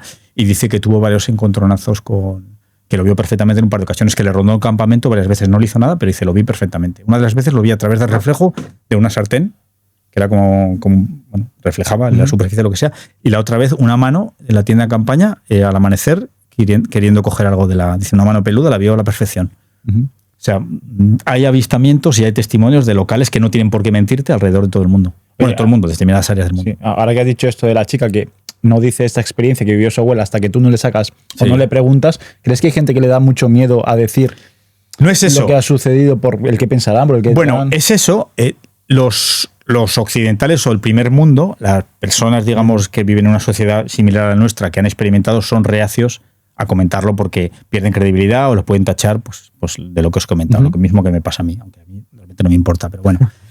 Pero cuando topas con locales, con gente de etnias o de lugares remotos, ellos normalmente no se suelen abrir, porque son reacios a transmitírselo al hombre blanco. Yo creo que porque saben que somos incrédulos o porque realmente es parte de su legado y de su tradición y quieren mantenerlo ahí. O porque saben, o porque viven, digamos, ajenos a nuestro primer mundo y tampoco quieren involucrarse y saben lo que os comentaba antes, el potencial destructivo que tenemos. Entonces, si esta criatura está aquí, existe, la respetamos, forma parte de nuestra tradición, de nuestras creencias, mejor. Lo dejamos estar para que no trascienda, ¿vale? Entonces, cuando te conocen quizás y ven que tus intenciones o que te apasiona y que no vas con un mal propósito, pues es cuando a veces se abre. Claro, porque entiendo que quizás les da miedo el tema de que, hostia, si decimos mucho y se empieza a correr la voz y eso, exacto, a lo mejor el miedo a, hostia, nosotros vivimos aquí apartados de la sociedad, tal, no sé qué, a la nuestra, y de golpe empiezan a venir, me lo invento, tours de 15 personas, uno tras otro.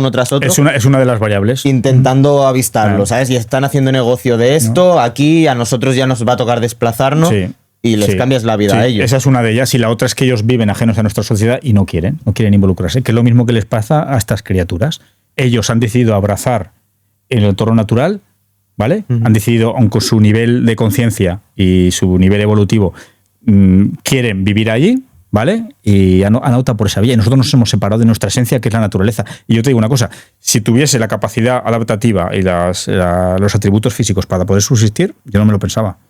Es que a mí es la vida que me hace decir, y por eso entiendo, y quizás me apasiona tanto este tema, que ellos hayan decidido tomar esa trayectoria. Oye, aprovechando que decimos esto, ¿qué creerías que pasaría en el mundo, tal y como lo conocemos, si realmente se comprueba su existencia y hay imágenes reales de qué pasaría? ¿La opinión del mundo cómo sería? Mira, yo creo que los gobiernos son conscientes de esto, lo que pasa es que no les dan publicidad, ¿vale? Y como a efectos evolutivos ya hay muchas cosas que a mí no me encajan, sería un poco como reescribir un montón de variables que quizás no estamos preparados ni conviene que conozcamos. Por ejemplo, lo que hemos hablado antes fuera de cámara de nuestro potencial cerebral, de las sustancias psicotrópicas que hacen que tu nivel cerebral o el potencial aumente, todo esto, claro, es mucho más fácil que no tengamos, o mucho más cómodo para las personas que puedan gobernarnos, malearnos. Sí, hacer con nosotros. El no tener, que no tengamos cierto conocimiento y que no sepamos toda la verdad. Pero está claro que los gobiernos conocen de su existencia. De hecho, Hitler, por ejemplo, ya va detrás de la criatura para intentar clonar, hacer experimentos físicos, incluso aplicarlo a temas militares. Sí, a ver, pequeño paréntesis, explícanos esto porque me ha llamado mucho la... No tengo mucha constancia del tema, pero sí que sé que determinados gobiernos, incluso Hitler, lo intentó. Hostia, y luego sí que me gustaría tocar, perdona, sí. ¿te he cortado? No, tranquilo, sigue. Que luego sí me gustaría tocar el tema que hablábamos antes, haciendo por ejemplo la referencia a la película de Lucy, que mucha gente la conocerá. Sí. Es un tema que me interesa bastante tocar porque al final como es la capacidad, ¿no?, de realmente que de nuestro cerebro, pero que nunca llegamos a ese potencial máximo, pero dónde podríamos llegar y lo que es capaz un humano. Y capaz que esto es lo que se puede relacionar con el tema potencial suyo de hacerse como transparente y todo eso, ¿no? El desenvoluparse. Mira, os puedo explicar mucho de ese tema y a ver si hilo todo para poder despejar esas dudas. Te hablo de la segunda experiencia que tuve, la segunda vez que lo vi. Yo estaba altas horas de la madrugada en el bosque, una zona de lechos con troncos podridos, o sea, poco transitable y tal. Yo siempre voy con un frontal pequeñito que me permite apuntar los pies y entonces saber por dónde voy transitando, ¿vale? ¿Qué ocurrió? Que yo empecé de repente a sentir miedo. De la nada. No había ruido, no estaba lloviendo, no hacía viento, no escuché ningún animal. De repente un miedo extremo. Toda la piel se me erizó. Ya os digo que yo no me sugestiono ni cuando me sale un oso delante. O sea, te puede impactar que no lo veas venir y vale, pero es momentáneo. No es el miedo que prevés y te hace actuar antes de que visualmente percibas algo. ¿Me explico? Entonces de repente un miedo atroz, no me podía mover y pensé, ¿qué pasa aquí? Es que hay algo que te va a matar o hay algo peligroso. Y de repente, temblando, consigo enchufar mi segundo frontal, que es un de bicicleta que alumbra todo el bosque, tiene mucho potencial, y empiezo a hacer un barrido, pero ya tengo temblando, casi sin poder moverme, todos enquilosado. Y cuando empiezo a hacer así, de repente lo vi perfectamente. Entre la vegetación, la cabeza, por eso digo lo de la mirada humana, en ese momento fue un momento y desapareció, se fue corriendo. Y vi perfectamente las facciones, la cabeza solo la zona cónica, y el cuerpo en ese momento no, porque estaba metido en la vegetación. Estoy 100% seguro de que él me infundió ese estado. Tiene la capacidad de hacerlo. Porque yo no estaba sugestionado. Y ahí no me pasa eso a mí. En el monte. No me pasa. Miedo absoluto. O sea, tiene la capacidad, no sé cómo, no sé si es un tema de feromonas, no sé si es un tema de electromagnetismo, no tengo ni idea. Y eso viene a colación de muchas otras cosas, de que he constatado que tiene la capacidad de alterar nuestra tecnología. Las cámaras de fototrampeo las alteran, dejan de funcionar, y no ha sido ni una ni dos veces, me han desaparecido. Os hablo siempre de cámaras de fototrampeo puestas en medio de la nada, en sitios donde la probabilidad de que un humano las haya visto son casi imposibles, casi sumamente remotas. Los archivos ilegibles, de a lo mejor grabarme yo, porque siempre las compruebo, ¿vale? Me grabo, voy a la cámara, vale, sigue funcionando. Me voy 2 días, vuelvo, 15 archivos, el primero soy yo, el último soy yo cuando vuelvo y los 14 del medio ilegibles. Cámaras nuevas de primeras marcas que han dejado de funcionar, en zonas donde he encontrado huellas y las he puesto, han dejado de funcionar y nunca más. Cubiertas de vegetación, una cámara en el suelo sin la correa, o sea, y te aseguro que las probabilidades de que eso haya estado un humano ahí son muy, muy, muy remotas. Ni que por la zona en la que está la tecnología sea tan... No, porque han sido en diferentes áreas. En diferentes áreas. Zonas sin cobertura y tal, pero claro, esas cámaras de fototrampeo no dependen de la cobertura. Tiene un sistema electrónico y claro, pero os va a resultar curioso porque esto abre otro tema también muy interesante.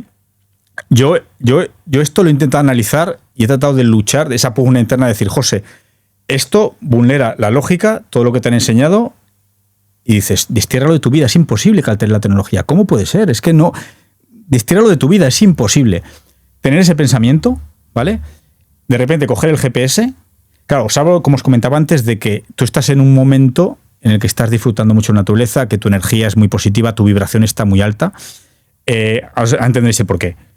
Y de repente coger el GPS y estar en medio de Canadá y decir, vale, estoy en este punto, voy a ir a estas montañas, en medio, esta pista forestal que me lleva no sé qué, parece una zona remota, pero no hay un topónimo concreto, no es como en España a lo mejor que dices, hostia, el lago de no sé qué tal. Zonas tan vastas que cuando tú le das te salen unas coordenadas, ¿vale?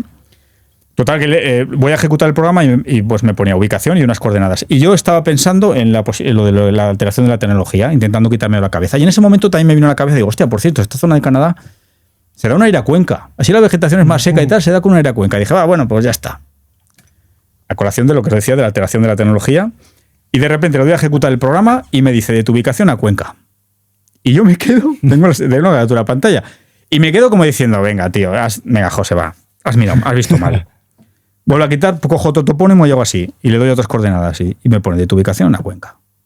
Y digo, no tengo explicación, yo solo os puedo decir que creo que eso es posible y que creo que incluso nosotros tenemos la capacidad de alterar la tecnología, como ellos hacen, porque lo hacen, os lo aseguro. Me ha pasado ya en 2 viajes consecutivos, lo misma historia con las cámaras, todas, dejar de funcionar o con movidas extrañas. Y fijaros, cuando llegas a ese nivel de conjunción con la naturaleza, de vibración, que es el que ellos tienen con su entorno, por eso están tan desarrollados, y la glándula pineal, que luego si queréis podemos hablar del tema, hace que ese potencial cerebral se desarrolle al máximo, como en la película de Lucy. Yo, por ejemplo, estar en ese momento de tanta vorágine vibracional, como queréis llamarlo, que veo que acontecen cosas que yo ansío, en un momento del viaje decido ir a Montana, ¿vale? Y digo, y mi motivación para ir a Montana fue que yo soy bombero, ¿vale?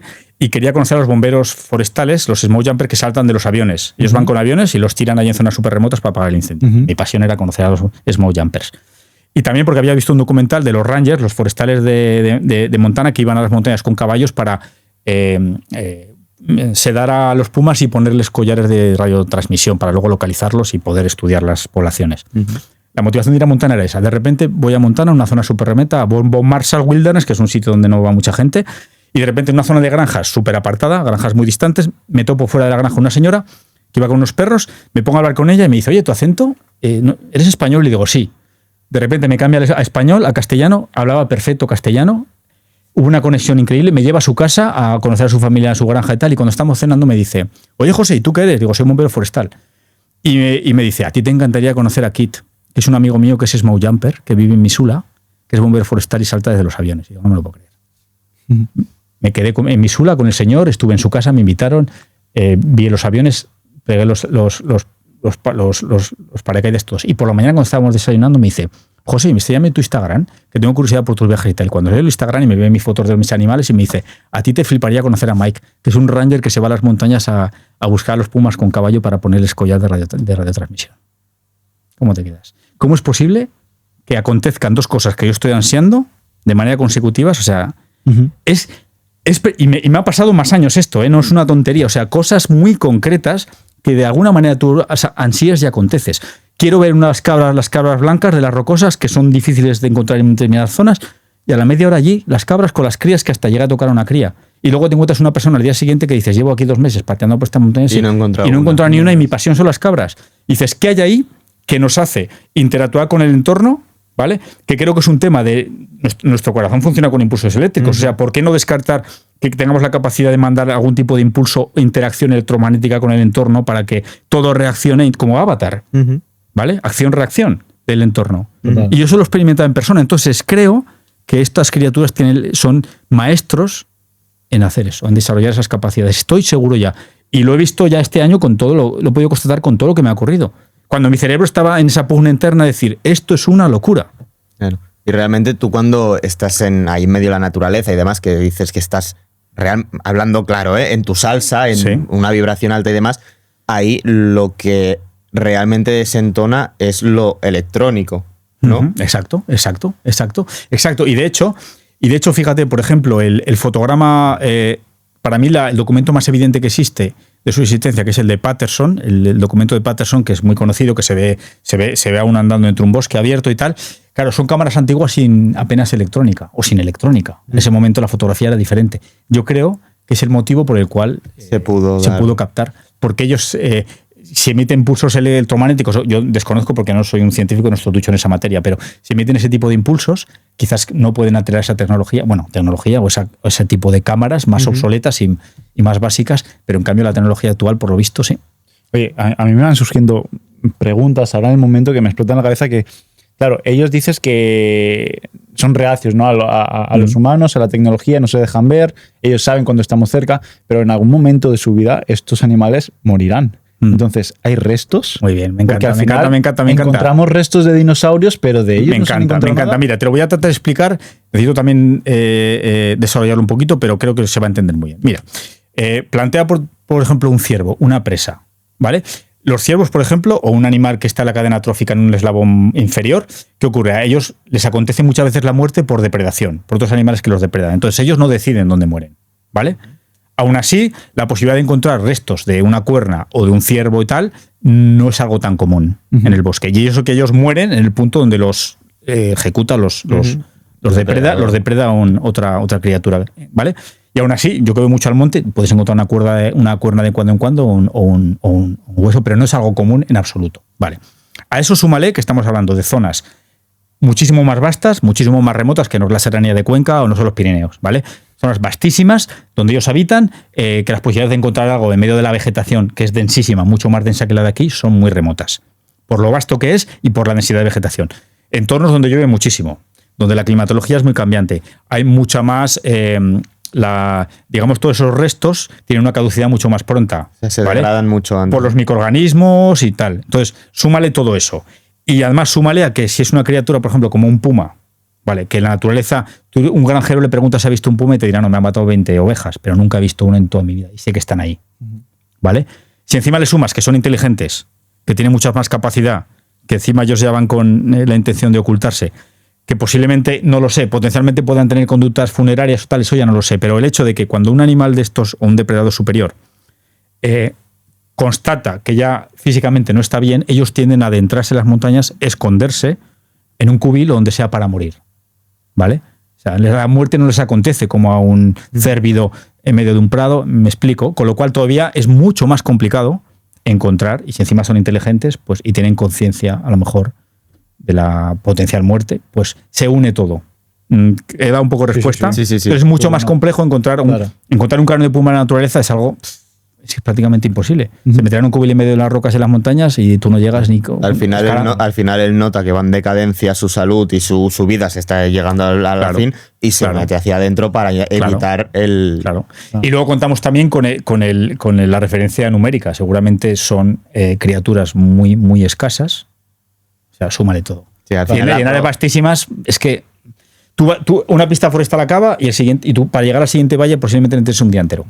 Por la vegetación que hay allí. La probabilidad cada vez va disminuyendo. Y ellos a lo mejor van reto por la vegetación, es como un jabalí, son unos animales tan robustos y con el pelo que a ellos no les supone nada, pero a mí, pues claro, pues superar la vegetación y tal, los humanos estamos preparados para llegar a esas zonas. Entonces, todo eso explica, bajo mi punto de vista, el porqué, y de hecho, digo, de ciervos tampoco, o de animales más por debajo de la cadena trófica, no encuentras demasiados activos. Enseguida otro depredador luego se come los huesos o se los lleva. No es tan sencillo. José, y retomando un poquito con todos los viajes que has hecho, las zonas con mayor probabilidad que tú crees donde se pueden ver avistamientos, ¿dónde crees que son? Por tu experiencia, cuéntanos un poco. Y aparte, también te quiero preguntar al final estamos en España. ¿En España también hay un sitio, un punto caliente? No sé, cuéntanos un poco. La referencia, digamos, a nivel mundial es el Pacific Northwest, que es la zona de Norteamérica, el estado de Oregón o Washington y la Columbia Británica en Canadá, ¿vale? Para mí el hábitat posiblemente sea propicio, por eso acontecen esos avistamientos y porque, como os comentaba antes, solapa con áreas relativamente desarrolladas donde sí que hay infraestructuras para llegar a las montañas, pistas forestales, entonces, bueno, hay encuentros por el solape, digamos, de hábitat entre humanos y estas criaturas. Si hablamos del Himalaya, donde es otro punto caliente, ahí es mucho más complejo porque no hay medios para adentrarse en semejante inmensidad. Entonces, por eso no ocurre de una forma tan tan recurrente, tan... ¿Y en España? Y en España. En España hay referencias, ¿vale? Hay referencias en los Pirineos y en la zona de Navarra del bosque de Irati, ¿vale? Te estoy hablando de citas de 50, 60 años, ¿vale? Por ejemplo, en concreto, en Aragón, cerca de Ainsa, en la Peña Montañesa, en 2 ocasiones ha habido personal forestal, gente que estaba roturando el bosque. En concreto, un grupo, una cuadrilla, un retén, alegó que, transmitió incluso a los medios de comunicación, que un primate bastante grande, homínido, les había arrojado piedras desde cierta distancia porque ellos estaban cortando árboles. Como enfadado, la Guardia Civil se personó y no encontró ningún atisbo de la criatura, pero los componentes del retén aseguraron que habían visto un primate, un homínido gigantesco lanzándoles piedras. Y un grupo de senderistas bajando desde la misma montaña, desde la Peña Montañesa, anocheciendo, se toparon también con un homínido bípedo andando cerca de ellos, que cruzó delante del sendero. Y de hecho hay otra referencia más antigua en La Fortunada, que es un pueblo que está en la base también de esa montaña, más abajo, en otra curva de nivel diferente, cerca del río Cinca, donde una señora aseguró haber visto, creo que esta cita tiene 50 años, haber visto un gorila, lo que le parecía un gorila que se podía haber escapado de un zoo, bípedo andando por un prado. Al final estamos en España y la fauna que tenemos aquí es bastante limitada, ¿no? Exacto. Hay grandes animales que tú digas, no, es que lo has podido confundir porque a lo mejor era un miembro un poco más grande de lo normal, no sé qué. Exacto. Aquí no suele haber animal. Exacto, ese es el no da la confusión. Claro. Por otro lado, ahora que me estoy acordando, hay otra cita en un collado que creo que se llama el Collado de Toro, que es en la zona de Benasque, que da la parte de Viella. También hay una cita de hace 20 y tantos años de un grupo de senderistas que vieron un homínido de estas características. Y en la zona de Irati que os comentaba, en los registros de tradición popular que hay en el área, lo llamaban Basajauna, la criatura. Comentaban que era muy juguetona, que robaba leche, robaba miel, y bueno, hay atisbos también en nuestra propia cultura de la potencial existencia de esa criatura. La pregunta del millón: ¿cómo es posible que en una área como la nuestra, sin ser tan vasta como esos espacios naturales de Norteamérica, pudiese haber medrado en el pasado esta criatura?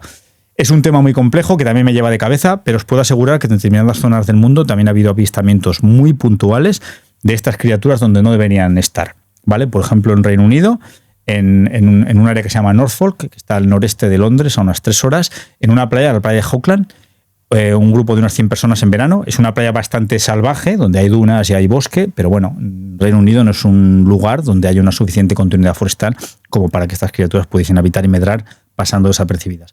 Pero es cita fehaciente porque el periódico local se hizo eco y lo podéis encontrar incluso vosotros en internet. 100 personas vieron esa criatura. Y he pasado en sitios del mundo donde no deberían estar. El por qué eso es posible, es factible, no lo sé. Quizás Ashley no es tan excéntrica y puede tener razón en que haya un componente ahí enigmático que desconocemos que supere lo físico y lo terrenal. No lo sé. Pero ese tema, desde luego, lo tengo que indagar más porque me lleva de cabeza.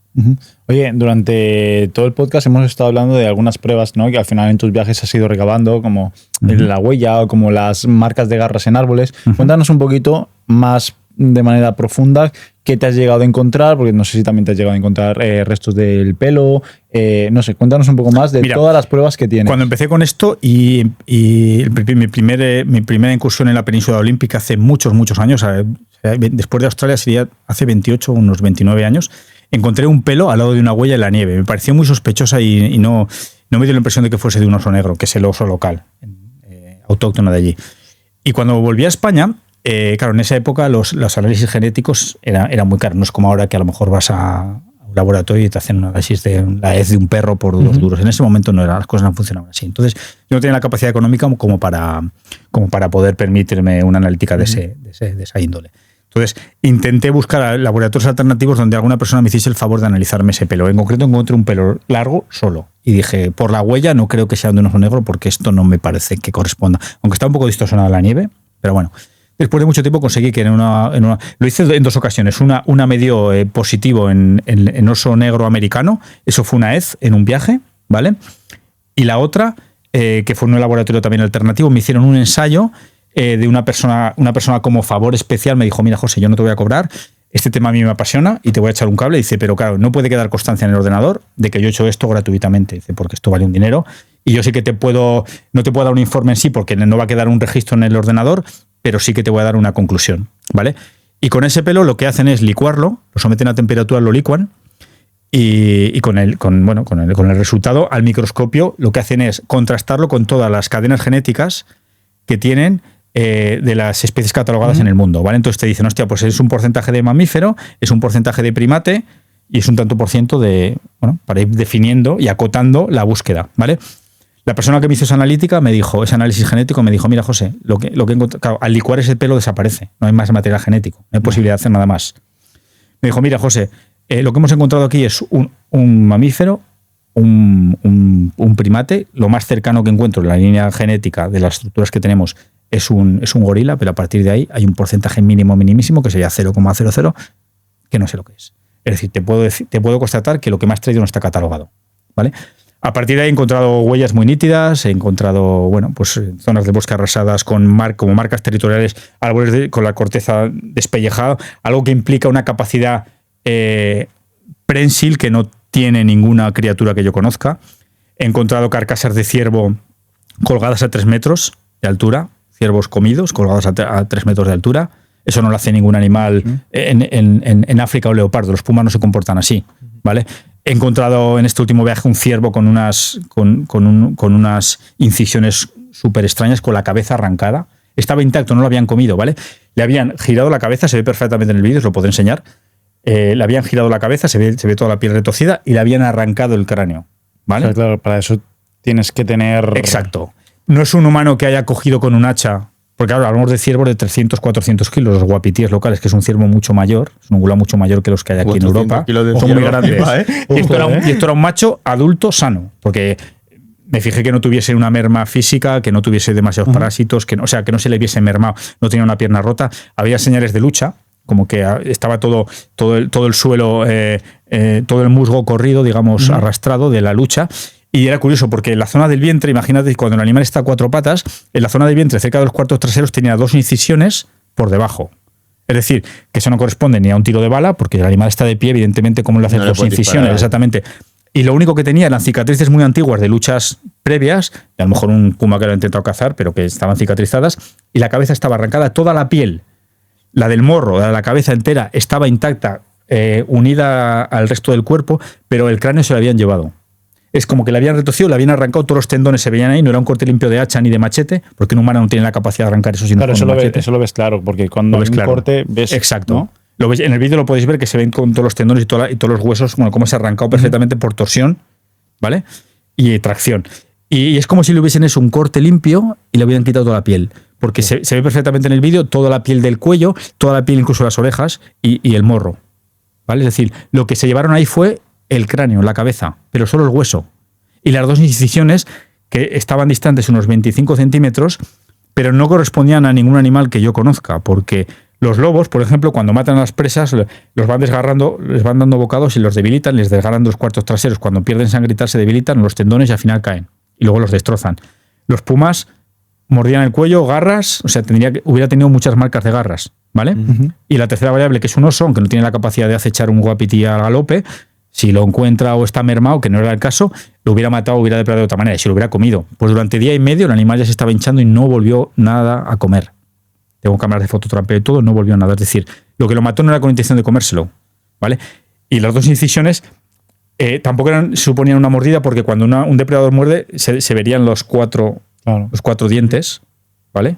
Y solo tenía 2 incisiones más o menos de este diámetro. Algo que no corresponde con el colmillo tampoco de ningún animal. Es decir, bajo mi punto de vista, porque tengo constancia de que referencias de personas con las que he hablado de que los han visto perseguir ciervos, sobre todo indígenas norteamericanos, en 2 ocasiones me pusieron antecedentes de esto. Después de lo que encontré en este viaje, y os pasaré el vídeo, sé a ciencia cierta que se trata de uno de ellos. Y creo que lo que ocurrió en ese momento es que lo tiró al suelo. En el momento que lo tiró al suelo, seguramente le infligió ese daño para quizás aferrarlo con los dedos o con las garras que tuviese, y a partir de ahí le arrancó la cabeza, le hizo la torsión y la arrancó. Bueno. Es mi punto de vista, estoy casi seguro. Os pasaré el vídeo porque vais a alucinar y os aseguro que eso no lo hace un lobo, ni un puma, ni un oso. Qué locura. Pero, y una pregunta, porque si dices que, por ejemplo, lo mató pero no fue para comérselo... Ese es el rollo. ¿Qué hay ahí? Porque sí que tengo testimonios de personas que me han dicho que los han visto perseguir, acechar ciervos con intención de cazar y comérselos, ¿vale? Pero esto creo que va más allá. Esto da la impresión de que es algo como ritual. Como son criaturas tan complejas, vete a saber lo que hay detrás, si es algún tipo de prueba, es algún tipo de, mira, tengo una marca territorial, tengo capacidad de locomotora como para mostrar que... Y dejo ahí... Hay personas que incluso empresas en el tema me han dicho, José, es que ellos saben que tú vas a estar ahí. Incluso igual te lo han dejado ahí adrede. Incluso te lo han podido dejar a ti como un atisbo, venga, estamos aquí. Un poco a colación de lo que os explicaba antes de la bienvenida. No tengo ni idea, ahí estoy lucubrando, pero me planteo esas variables, que pueda ser algo ritual entre ellos, una demostración de fuerza territorial, un trofeo. Claro, te iba a decir, el cráneo quizás tenerlo ellos donde sea como un trofeo, o el tema ese de que quieren que sepas que existen, pero hasta donde ellos quieren. Entonces te voy dejando como pistas para que tú lo relaciones, pero con la distancia. Esta persona no es peligrosa, no tiene malas intenciones hasta nosotros, pero claro, también nos quiere grabar. Entonces, bueno, nos vamos a mostrar hasta donde nos interese. Son elucubraciones, os repito, pero claro, todo me hace enfocarlo en ese punto. Porque es que perseguir a ciervos persiguen, porque incluso un ranger del Yellowstone habla del tema, que vio a uno perfectamente. Persiguiendo a un ciervo, cuando el animal se percató de que ellos iban a caballo en la distancia, con prismáticos, dice, se escondió. Claro, entonces aquí estamos hablando de que tal vez hay un nivel de conciencia que no es similar a ningún animal, porque al final los animales cazan para comer. Si estamos hablando que este caza solo o por ritual, o por un trofeo, o por dejarlo muerto, y hay un nivel de conciencia que no es normal. Es que he llegado a la conclusión de que no son animales, son personas, son como nosotros, son gente del bosque, como quieras llamarlo.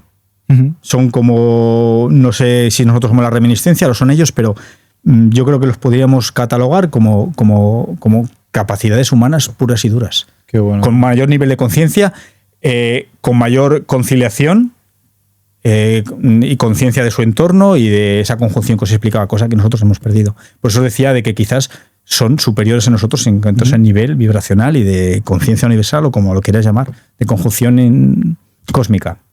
Oye, antes has mencionado el tema de que había como constancia de que les lanzaban piedras y cosas así. Sí. No sé si puedes entrar un poco más en detalle sobre esto. No sé si es como aviso, como, oye, no... Mira, mi única experiencia al respecto, estaba yo en Nueva Zelanda, en Fiordland, que es la isla sur, ¿vale? Es una zona muy salvaje, que la verdad es que el clima es muy riguroso y es un sitio muy cañero. Anduve por las montañas varios días y es un bosque lluvioso también, pero más frío, ¿vale? No es un subtropical, es un bosque tendiendo a frío. Pero hay mucha masa forestal y muy cerrada. Yo estaba en la divisoria de una montaña, o sea, subí una montaña por una ladera, toda llena de vegetación, y cuando llegué arriba, que por encima no había nada, era bosque, digamos que era una divisoria que cuando se convergían ambas laderas, la zona era un poquito plana, no era una cresta aguda, ¿vale? Había a lo mejor unos 20 metros y era bastante plana. En un momento puntual había una praderita donde decidí poner la tienda de campaña, de unos 15 o 20 metros cuadrados, era una vegetación de unos 40 centímetros, pero muy, muy liviana. De repente era de noche, casi de noche, monto la tienda de campaña, cuando la tenía casi montada del todo, de repente escucho un ruido y me giro y había una piedra que antes no estaba, muy grande, de unos 15 o 20 kilos, muy cerquita de mí. Escuché el impacto, pero no vi caer nada. Y dije, pero José, ¿esto cómo puede ser? Ya has oído el ruido de un impacto, pero esto no estaba aquí antes. Al momento empiezo a mirar, ya enchufo el frontal y la segunda piedra me cae rebotando en el suelo 1 y 2 veces, cerquita de mí, la vi rebotar. Y ya empiezo a mirar por el bosque a todo nervioso, y una tercera la vi salir del dosel del bosque, bastante lejos, igual a 30 o 40 metros, como salía por encima de los árboles y venía en parábola y me cayó pues como a 1 metro de distancia. La vi perfecta caer. Y te he hablado de piedras de 15 o 20 kilos. Claro, yo en ese momento, claro, yo eso no puedo mover ni tirar más de medio metro. Imagínate. En ese momento ya pues sentí miedo, cogí la mochila y la de la abajo a correr. La tienda se quedó ahí. Pernoté como pude con mi saco allí, pasando penurias por la noche. A la mañana siguiente volví a la zona. La tienda no estaba. Estaba todo pisado, la vegetación toda pisada, ¿vale? Chafada, toda esa hierba, y la tienda no apareció. No quedó nada. Las piquetas estaban, un par de piquetas. Y hay más gente que habla de esas citas, de pescadores que de repente les empiezan a lanzar piedras, ¿vale? Puede ser a modo territorial, de no quiero que estés aquí, puede ser a modo de juego, a modo de intimidación. Hay gente que abraza la idea de que puedan ser individuos juveniles, que tratan de de jugar a ser adolescentes mediante ese tipo de acciones que les resultan a ellos. Hay una cita de un chico haciendo trekking que también le tiraron rocas y luego escuchó un tipo de, lo que le pareció un tipo de risa o de mofa. Hostia, qué bueno. O sea, también has comentado antes lo de los golpes en los árboles. Sí. Desarrolla un poquito esto, porque mira, esto al final es un sistema de comunicación de ellos, con qué fin lo hacen. En medio de la nada, también, en una zona también bastante remota de la península de Olympic, pernoté varias noches, que ahí es donde luego tuve el avistamiento 15 días después. Estaba en una areta y escuché varias vocalizaciones que parecían a un gibón. Los gibones del sudeste asiático te emiten un sonido que es estridente, a la vez un poquito agudo, pero bueno, que trasciende mucho las montañas, ¿vale? En la selva. Y escuché eso 2 veces y dije, José, creo que son las vocalizaciones que tantas veces has escuchado en la naturaleza, en los foros que hablan de este tema. Y dije, claro, pero tú no puedes reproducir esa vocalización. Si lo intentas, van a saber que no eres uno de ellos. Y dije, bueno, ¿y por qué no tratas lo de los troncos? Porque también los expertos hablan de que se comunican con golpeos de troncos. De coger una rama así que sea consistente y golpear un tronco 1, 2 o 3 veces, que es lo que decían que ellos estilan hacer. A veces para comunicarse a largas distancias o lo que sea, en zonas tan espesas. Pues me dio por hacer un golpeo. Y sorpresa, que escucho, noté perfectamente que no era un eco, o sea, lo pude constatar, no era un eco. Golpeo, contestación, pero muy lejos en el bosque, era un bosque ondulado, y cada vez que me contestaba, ¿vale? Yo progresaba por el bosque durante unos 30 o 40 minutos, pues intentando pues vadear pues, zonas de agua y alguna ciénaga y tal, pues me iba acercando y cada vez el golpeo era más cercano. Llegó un momento que lo debía tener a 40 o 50 metros. Pero es curioso porque yo estaba en una zona alta y él estaba en una vaguada muy, muy cerrada. Lo que no comprendo, por todo lo que se ha explicado anteriormente, es que allí lo que tengo claro es que él no me atisbó con antelación, no me intuyó. No sé por qué. Si tiene esa capacidad en ese momento, no sé por qué no lo hizo. O a lo mejor estaría distraído en otras cosas, o no lo sé. No tengo la explicación, pero lo sorprendí, eso lo sé, porque el momento que estaba tan cerca, volví a golpear, yo noté la vaguada, bueno, te hablo de zonas súper densas en la que no ves nada, no ves a 2 metros. Una cámara térmica no verías lo que hay detrás de un árbol porque es densísimo, para que entendáis un poco el contexto. Pues golpeo una vez, otra vez, y me contesta con 2. El vídeo, si lo recupero de los discos duros, lo podéis escuchar. Claro, ya la variable ese del potencial eco es imposible. Le doy una vez y golpeo a 2. Le respondo con 2, me contesta con 2. Y yo ya súper emocionado cojo el móvil y hago, algo me está contestando, esto es increíble, algo me está contestando. Se acabó. En cuanto hablaste... Se acabó. Se rompió como esa conexión. Me detectó. Supo que no era uno de los suyos. Él yo creo que se estaba comunicando con lo que él creía uno de sus congéneres. Y me intuyó. Y en cuanto se dio cuenta... Y ya, 0, se acabó. Y no se movió. Que es otra de las cosas curiosas. 15 días después volví a esa zona porque dije, José, esto es un punto caliente, tienes que volver. Y estaba subiendo una ladera de una montaña, no muy alta, pero claro, como os comento, la vegetación es muy densa, troncos podridos, helechos, entonces no puedes progresar bien. Cuando estaba coronando, de repente, al coronar, escuché algo que se movía, muy grande. Y supe que era bípedo, como os comento, sé cuando es un bípedo o un cuadrúpedo. Dije, José, esto no es un guapití, esto no es un oso, se mueve diferente. Entonces, corrí la ladera abajo, ¿vale? Saltando por la vegetación, que te la juegas, porque te puedes clavar una rama y hasta ahí. Pero bueno, dije, tienes que averiguar. Y llego, y cuando el bosque acababa, empezaba una ciénaga. Y es cuando el primer avistamiento fue en ese momento. Lo vi dejando la ciénaga, era una ciénaga muy ancha, muy amplia, y lo vi perfectamente saliendo de la ciénaga. Corriendo de forma bípeda, balanceando los brazos, la cabeza cónica solo le vi por detrás, no le vi las facciones, pero perfectamente, tal y como os he descrito antes, como el vídeo de Patterson y tal. Y se metió al bosque. Entonces lo vi cosa de un par de segundos, no fue más. Fue muy efímero el momento, pero claro, es lo que os comentaba. Yo pensando, José, tío, se te está yendo la olla, era un oso bípedo, y dice, no, José, has visto lo que has visto. Pero claro, te plantea la duda, porque estás tan obsesionado con el tema que dices, a ver si es que se te ha ido la olla. A ver si es la primera vez que consigues verlo después de tanto tiempo. Total, me voy hacia el bosque, hacia la línea del bosque, conecto la cámara térmica y digo, tengo que verlo como sea, porque otra cosa curiosa, ellos no hacen como el resto de criaturas que huyen hasta que te pierden de vista y se alejan. No. Ellos se apartan de la visual y en el momento que ya no hay una continuidad como para que los puedas ver, se quedan quietos. En el momento que ya se amparan en la vegetación o se apostan, se quedan quietos porque no dan atisbos de que siguen ahí. ¿Me explico? Es una táctica muy diferente a la de cualquier otro animal, que huye y se va. ¿Me estoy explicando? Sí, totalmente. Cuando me interno en la zona del bosque La Linde, a lo que llevo 2 metros dentro, de repente un árbol adulto, que yo no sé con lo que tenía el tronco porque no estaba tan cerca, pero un árbol a lo mejor de 50 centímetros de diámetro, 60, que yo sé, un árbol, moviéndose como si fuese una cerilla. Igual. O sea, como balanceándolo así. Igual que hacen los gorilas, me metí una marca territorial como Dios manda. Me dijo, hasta ahí no pases de ahí. No quería que lo viese y no quería moverse para no dar más atisbos. Eso ya lo que me constató, dice, José, has visto lo que has visto, pero es que esto ya te lo ha dejado claro. Oye, has nombrado la prueba de Patterson. Sí. Hablemos un poco de ella porque antes la hemos visto fuera de cámaras. Es muy impactante, es muy visual y muy claro. Sí. Y da juego a que mucha gente crea incluso que pueda ser una persona disfrazada, ¿no? de este primate y puede un poco como dar a entender que no existen, que era una broma. Dinos y justifica tú al final por qué crees que estas imágenes son reales. De hecho, los detractores... Y lo pondremos, para que la gente lo vea. Perfecto. Los detractores, además en el vídeo a nivel locomotor, lo que os voy a explicar, lo veréis ahí muy claro. Los detractores alegan eso, que era una persona en un traje y tal. Mi punto de vista, cuando el animal se gira para mirar a los dos protagonistas que iban a caballo, bueno, los antecedentes de la historia los podéis leer, lo hace en bloque, ¿vale? No gira el cuello, porque no tienen esa capacidad. Ellos tienen, como os decía, la zona del cráneo, de la cabeza y toda la parte superior de la espalda como entroncada. Eso no tienen un cuello definido que les permita girar como nosotros. Con lo cual se gira entero. Es una persona que lo hubiera intentado falsear, habiéndolo practicado a conciencia, quizás podría reproducirlo, pero sería antinatural, sería forzado. ¿Lo podría conseguir? Sí, pero es raro, ¿vale? Es un gesto como que se ve perfectamente en lo que los humanos siempre tendemos a hacer, a girar el cuello, ¿vale? Por un lado. Por otro lado, la longitud de las extremidades, el ver cómo balancean y mueven las palmas de la mano para equilibrarse, eso es también muy significativo, ¿vale? Se ve un movimiento muy real como para que dentro de un traje alguien lo pueda reproducir. Y lo más significativo de todo es la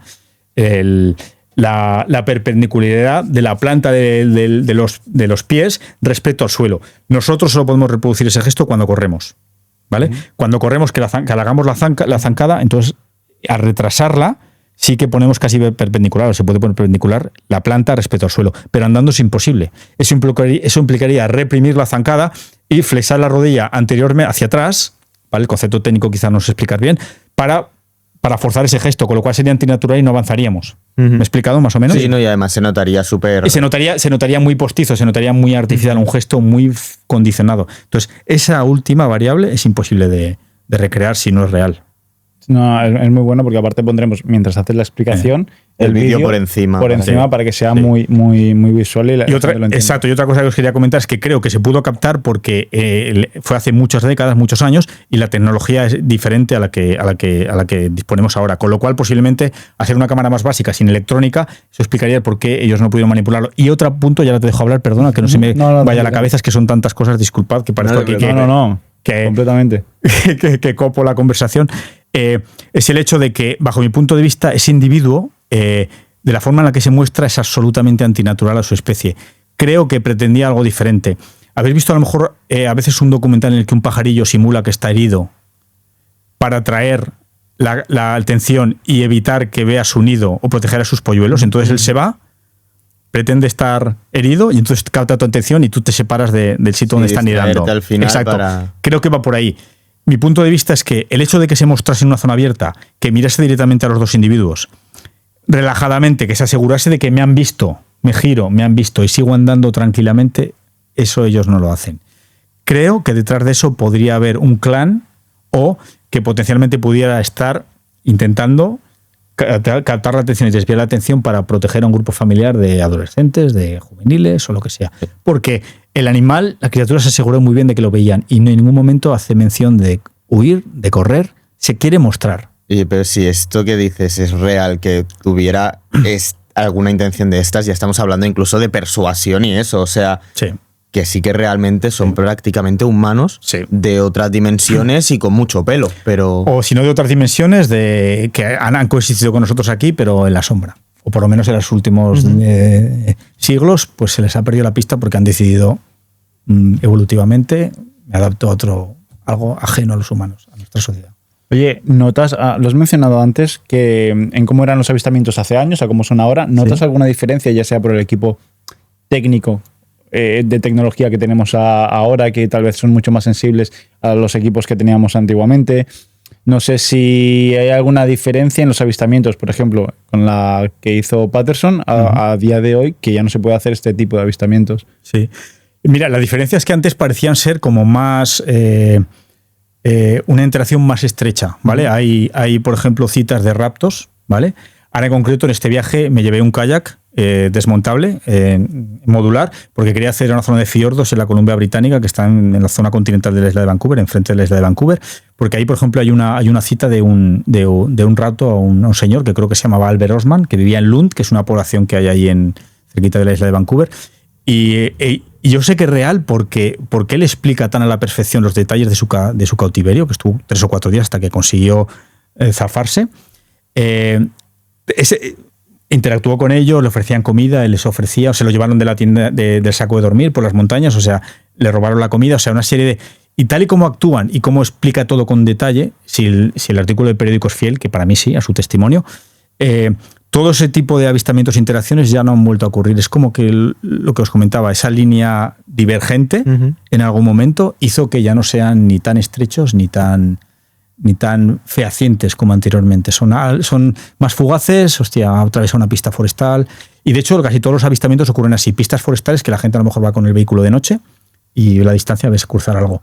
Y yo creo que se constata porque en esos momentos cuando el animal está moviéndose, sus capacidades sensoriales se ven mermadas. Claro, tú estás por el bosque corriendo para ir de un sitio a otro y evidentemente tus sentidos no están al 100% percibiendo el entorno.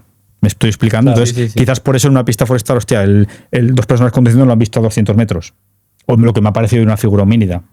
Oye, llevándonos todo un poco más a la actualidad, ahora 2025, bueno, 2024, 2025 actualmente, ¿has tenido alguna experiencia cercana en tus últimos viajes? Cuéntanos un poco. En este último viaje, lo más curioso, no ha habido un avistamiento físico, o sea, no ha habido una percepción visual como en anteriores viajes, pero sí he encontrado un ciervo con esas incisiones que te he dicho, ¿vale? Que me ha dado mucho que pensar. Las estructuras con la potencial interacción extrasensorial de inducirme en el sueño ese contacto, ¿vale? El hecho de las estructuras, ¿vale? Encontré una roca gigantesca en medio de la nada, yo calculé entre 1.500 y 2.000 kilos, puesta a 2 metros, ¿vale? Encima de un tronco. Es un bosque bastante llano, donde alrededor no había rocas y no había ningún cortado, o sea, no puede haber... ¿Cómo ha llegado esa roca? No puede haber llegado ahí de ninguna manera, o sea, lo único que se me ocurre, considerando el lugar donde estaba, que me costó 1 día y medio llegar casi, y una zona muy intransitable, como os comentaba, es que un humano a conciencia con un helicóptero hubiera llegado y hubiera dicho, mira, con unas cuerdas, pero aún así, porque es que estaba puesta en un equilibrio tan perfecto sobre el tronco que no tiene sentido. Con un helicóptero no es factible. O sea, no hay una explicación científica, no hay ningún científico que podría explicarme esa roca cómo ha llegado y qué hace ahí, que la puede levantar. Aunque fuera eso, ¿qué hubiera llevado a esa persona a mover un helicóptero para llevar esa roca ahí? Exacto. A un sitio al cual no va a llegar nadie supuestamente? Exacto. ¿Qué te motiva a hacer eso, no? Sí. Y para mí es una respuesta, quizás es un marcaje territorial. Posiblemente sea un marcaje territorial. Ya os pasaré también si quieres las fotos y el vídeo para que lo veáis. Pasa todo lo que puedas, que al final todo esto, lo que hayas documentado, que al final no deja de ser un trabajo tuyo súper a nivel logístico, de dinero y todo esto lo que puedas intentar enseñar para que la gente... Tal vez lo que le abres Mi pretensión es transmitir lo que quiera escuchar y lo apasionante de este tema es que me está aportando a nivel personal mucho, porque estoy indagando y estoy aprendiendo variables de la vida y de nuestra interacción con el entorno y con el cosmos, el universo, que ni hubieras imaginado nunca que eran posibles. El hecho de lo que os comentaba de la vibración, que acontezcan cosas que tú ansías. Y todo esto lo ha propiciado este hilo conductor que es la criatura. O sea, me aporta muchísimo. Personas maravillosas que he conocido, interacciones humanas y sobre todo desarrollo personal. Oye, ¿qué opinas de las famosas Sierra Sounds? ¿Crees que son reales? Cuéntanos un poco. No se ha hablado de ello y lo habéis encontrado. Yo no os lo he comentado, ¿no? Abre el melón. Sois unos cracks. Nos intentamos informar. Mira, muy bien. Las podéis poner también, si no os los puedo pasar yo. Mira, yo no conozco, fíjate que estoy metido en el tema, y no conocía los Sierra Sounds hasta hace 2 años. Después de que me pasó algo a mí, por eso os comentaba, no puede haber sugestión cuando desconoces algo de antemano, ¿vale? Mira, pues un grupo de científicos, estos sí que eran científicos, que en una sierra de California consiguieron, mediante micrófonos en el bosque, captar una serie de vocalizaciones de lo que parecía un lenguaje desarrollado y está documentado, ¿vale? Y ellos estaban en una cabaña y constataron que cuando no salían durante periodos largos, ese tipo de vocalizaciones se captaban en los micrófonos que estaban esparcidos por todo el bosque. Creo que tienen bastantes años, son de 1970 y pico, de 1980. Pero si las habéis escuchado ya veis, es que parecen vocalizaciones como muy guturales, ¿vale? Bueno, yo accedí, me llegaron estos audios después de uno de mis viajes donde llegué allí porque eso nos lo acabo de explicar. Un señor de un museo me dijo, José, vete a esta zona porque alguien me ha llamado diciendo que aquí hay atisbos. Me fui para allá, estaba subiendo la ladera de una montaña, haciendo mucho ruido porque había mucha roca, y cuando estaba en la pendiente y tal, de repente escucho un golpeo seco en un tronco. Un golpeo muy seco. Y ese amigo también me había puesto un antecedente y dice, José, creemos que a veces en las montañas un golpeo solo, aparte de poder comunicarse con ellos, también puede significar, atención, hay intrusos. Él me dio ese dato, yo me lo dejé ahí como en stand-by, como en cuarentena. Dije, bueno, vale. Pero fue muy curioso porque yo traté de volver el golpeo y no me contestó. Entonces lo que hice fue, por la curva de nivel, intentar buscar una zona para bajar en la que hubiese menos rocas y poder hacer menos ruido para ir hacia donde había escuchado yo el golpeo. Cuando estaba bajando por la ladera en otro punto de la montaña, encontré en una zona de arena unas huellas gigantescas esparcidas. Eran más grandes de lo normal, pero luego a posteriori esa misma persona me dijo, José, lo que has encontrado, me lo enseñé en el vídeo, dice, son huellas de ellos. Lo que pasa es que cuando bajan, abren los dedos para frenar y por eso parecen más grandes. ¿Vale? Eran gigantescas, lo tengo todo documentado. Cuando estoy llegando al fondo de valle, si el sonido inicial estaba en esa dirección, escuché algo muy grande moverse a la izquierda, ¿vale? Y en ese momento, cuando eso tan grande se movió a la izquierda, hubo un segundo golpeo seco desde el mismo punto inicial que escuché. ¿Me estoy explicando? Entonces ahí es donde me vino a la cabeza la posibilidad de que lo que me había dicho mi amigo era cierto, de que se podían estar comunicando entre ellos diciendo, hey, que hay intrusos, no te muevas. Me quedé callado, me quedé quieto 1 hora, hora y media, se hizo de noche, y a las 12 y pico de la noche así, de repente escucho algo así como... algo así. Yo flipando, los pelos de punta, imaginaros. Claro, tú no puedes estar grabando 24 horas, es imposible. Estás tantas horas en el monte que es imposible documentarlo. Todavía no puedes estar con una grabadora, o sea, es una pena, pero es que claro, eso puede pasar en 10 segundos y luego no te ocurrió nunca más. ¿Entendéis por dónde voy? Que no es tan fácil documentarlo. Vuelvo a la civilización, no sé qué, hablo con una de estas personas y me dice, José, es que hablan, es que tiene un idioma desarrollado. Digo, a mí me parece un idioma, una discusión entre ellos. Y me pasó los vídeos, los audios de los Sierra Sound, que es donde conocí que existía esas grabaciones que de antemano yo no sabía que alguien lo había podido documentar. Qué locura, ¿eh? Además lo escuché perfectamente, fue un gutural, era una conversación. Pero, o sea, era una conversación, pero son sonidos. Por lo que yo he escuchado en las Sierra Sounds esas, son como... Pero si te escuchas, claro, tampoco son tan nítidos porque, claro, el micrófono no está justo donde está la criatura, que hay una distorsión en el entorno, hay más sonido ambiental en el bosque, o sea, no es tan fácil.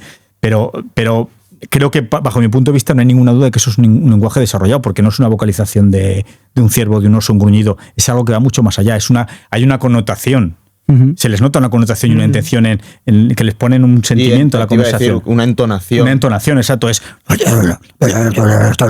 No es un gruñido, no era un gruñido, era algo muy gutural.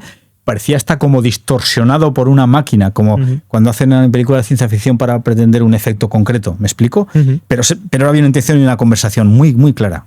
Pero me recordó un poquito a nivel de comunicación entre animales. Los delfines, por ejemplo, son súper inteligentes y se definen y se comunican con estos silbidos, ¿no? Y Exacto. Entre ellos se captan muy bien. Sistemas de colocalización y un montón de cosas que desconocemos. Y otra cosa que tenemos que tener en cuenta son nuestros sentidos. Nuestra percepción sensorial no abarca toda la gama de sonidos, olores, colores que existen en la naturaleza. O sea, vemos un porcentaje. Quizás hay mucho más allá que se nos escapa, ¿vale? Una cosa, y no sé si tenemos tiempo, voy a intentar ser rápido. Lo que hablamos del camuflaje, le he dado muchas vueltas. Una persona con la que estuve el otro día, que la conocí hace un montón de años y vino a España, es mexicana y ella es muy mística y muy espiritual. Le expliqué este rollo. Al final, al principio me miraba raro y luego lo del camuflaje. Y me dice, José, ¿puede tener una explicación? Dice, por mis conocimientos, nosotros cuando captamos, realmente los ojos no son los que captan y nos permiten ver, sino la interpretación cerebral que hace en el córtex o en la zona asociada del cerebro a esa vibración o ese estímulo del entorno. Entonces ya me dio la explicación y dije, José, igual lo que ocurre ahí es que nuestro ojo lo que hace es interpretar ese estímulo, longitud de onda, vibración o electromagnetismo, no sé lo que es, ¿vale? Y ellos al tener esa capacidad de alterar electromagnéticamente mediante pulsos, igual consiguen que tu percepción de su físico varíe en función del estado vibracional puntual. ¿Me explico? Sí. Eso me hizo colapsar otra vez y decir, hostia, pues Ananti, igual tienes razón. Igual por eso estamos percibiendo, no lo estamos percibiendo físicamente con los pelos y su estructura normal, sino que ellos consiguen alterar esa percepción cerebral, esa interpretación del entorno que hacemos mediante los ojos, pero que en realidad en esencia es del cerebro, no de los ojos, no del sentido externo, digamos. ¿Me he explicado? Bueno. Sí. No sé si he sabido conexionarlo. Bueno. Y tiene sentido, tío. Quizás pueda ser eso y sea una potencial explicación. No sé, no soy científico como para desarrollarlo más, pero es otra variable que me hizo mucho que pensar. Dije, eres muy... Hay como muchas incógnitas aún por responder, ¿no? Porque como nunca se ha podido llegar a encontrar, pues eso, quizás un cadáver o algo que se pueda llegar a estudiar, no puedes darle explicación a muchas cosas. Y más lo que llevamos diciendo todo el rato, que al final lo haces tú por tu cuenta y demás. Exacto. La información es escasa, claro, vas tirando de donde puedes. Claro, ya conexionas a base de la experiencia. Y otra cosa curiosa es que la señora que captó la imagen en el vídeo que os comentaba, dijo que ella no lo percibió igual que lo percibió la cámara, que había variaciones. O sea, entre lo que ella vio la cámara lo percibió de una manera diferente. ¿Vale? Ella vio unas variables distintas, que no recuerdo muy bien, tendría que volver a retomar el vídeo, pero dijo, mi percepción ocular no es la misma que la que captó la cámara, con lo cual podía tener sentido lo que mi amiga también, la chica esta, me explicó. Podría ser, claro, al final interpretamos nuestro entorno y el cerebro es el que, claro, es el núcleo que hace que sintamos, actuemos, quizás va por ahí el tema. No sé, engaña nuestros sentidos, de alguna manera. Así, muy, muy cortito, para que lo toquemos ya antes de acabar. Esto que comentaste antes de la película de Lucy, por ejemplo, aquí viene muy bien relacionado para que lo puedas explicar ahora. Esta glándula que tenemos, que lo que comentabas, el tercer ojo. El tercer ojo, o sea, los budistas, los monjes budistas. Si lees, por ejemplo, el libro de Lobsang Rampa, que es un monje budista que habitó en Lhasa, ¿vale? Habla de este tema, de que ellos les abrían el tercer ojo para que ese canal, esa información y esas capacidades de suprasentidos y supraconciencia se desarrollasen. Nosotros en la sociedad moderna lo que hacemos es calcificar la glándula pineal, que es el órgano que está aquí en la intersección de estos dos puntos, y es el que potencialmente haría que desarrollásemos todas esas capacidades cerebrales que están adormecidas, ¿vale? Porque al final la capacidad de nuestro cerebro es muy... La ciencia incluso, la ciencia exactamente, la ciencia lo admite, lo corrobora, que nuestro potencial cerebral está muy mermado o está adormecido y no lo alimentamos. Y podría explicar que quizás que estas criaturas tengan desarrollada esa glándula pineal. Y claro, mi experiencia personal en la naturaleza, en el que yo esté en ese estado de vibración y me pasan esas cosas que os he explicado, que acontecen de una manera increíble, como si tú las posibilitaras o las creases, como si fuésemos el yo superior creador, el concepto de Dios que tenemos, ¿no? Posiblemente seas tu yo creador o tu yo superior, que llega a ese estado en el momento de que hay gente que lo consigue a través de una ayahuasca, una sustancia psicotrópica, de un estado elevado de conciencia, y a lo mejor se puede obtener de otra manera, haciendo que esa glándula pineal de forma natural se desarrolle o se descalcifique. Yo llego aquí y se acabó. En el momento que ya estoy gruñón, que tengo que ir a trabajar, que el tráfico, que no me adapto al sistema, que tal, se acabó. Ya no pasa nada de eso. Estoy desconectado. Qué bueno. Yo tengo una curiosidad ya para terminar, y es, con todo lo que has vivido, lo que has visto, los viajes, las experiencias personales, lo que has escuchado y todo esto, ¿hasta dónde quieres llegar? Es decir, ¿cuál sería tu máximo objetivo? Y eso. Mira, ¿qué hacer con todo este material que has ido recabando? ¿Qué pretendes al final conseguir con todo este material? Porque entiendo que está muy bien para tenerlo tú, pero no sé, desde tu punto de vista, si te gustaría al final... Mira, en primer lugar, lo que tengo que hacer es aparcar esa parte de ego que reconozco que tengo, el hecho de forma reiterada intentar grabarlo, porque creo que eso es lo que me va a limitar tener una interacción más cercana, porque ellos saben que los quiero grabar y no quieren. Mi objetivo final y lo que más me motiva y retroalimenta es la potencial posibilidad en el futuro de tener una interacción más cercana. Eso sería para mí un sueño hecho realidad, el decir, hostia, que confíen en ti, que tengan la apertura para decir, hostia, queremos interactuar físicamente, acercarnos o tener una especie, un encuentro que no sea fugaz, cercano, con verlo a lo mejor allá a 5 o 6 metros y que él se me quede mirando de una forma. para mí sería más que suficiente, pero sí que es cierto que realizaría, digamos, un poco, sería la culminación de todo este esfuerzo, ¿vale? Y con todo ese material, sí que es cierto que me encantaría documentarlo, hacer un documental, pues con un buen hilo conductor y bien, y con una explicación técnica y intentando conexionar todas las variables como hemos hecho hoy. Y creo que ahora sí que estoy en capacidad de hacerlo porque ya con todas las experiencias pues he atado bastantes cabos y creo que ya son pocas las respuestas que tengo que encontrar. Pero a nivel de edición se me escapa un poco porque tengo tantísimo material, tantísima documentación, dispersa en muchos discos duros y la tecnología no es mi plato fuerte, sino hacer el trabajo de campo, que es lo que disfruto.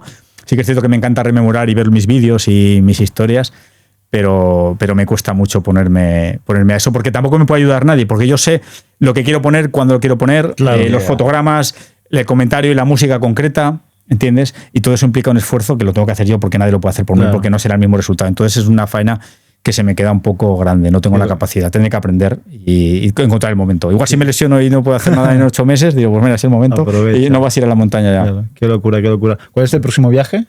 Ahora me voy a Rumanía, que un mesecito que me apetece mucho también conocer esa parte salvaje de la Europa del Este.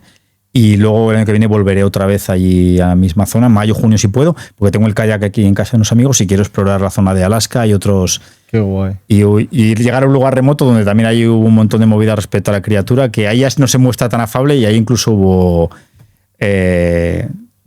humanos que no acabaron demasiado bien. Hostia. Y secuestrados, ¿no? No, en ese caso unas 15-20 personas acabaron mutiladas y decapitadas.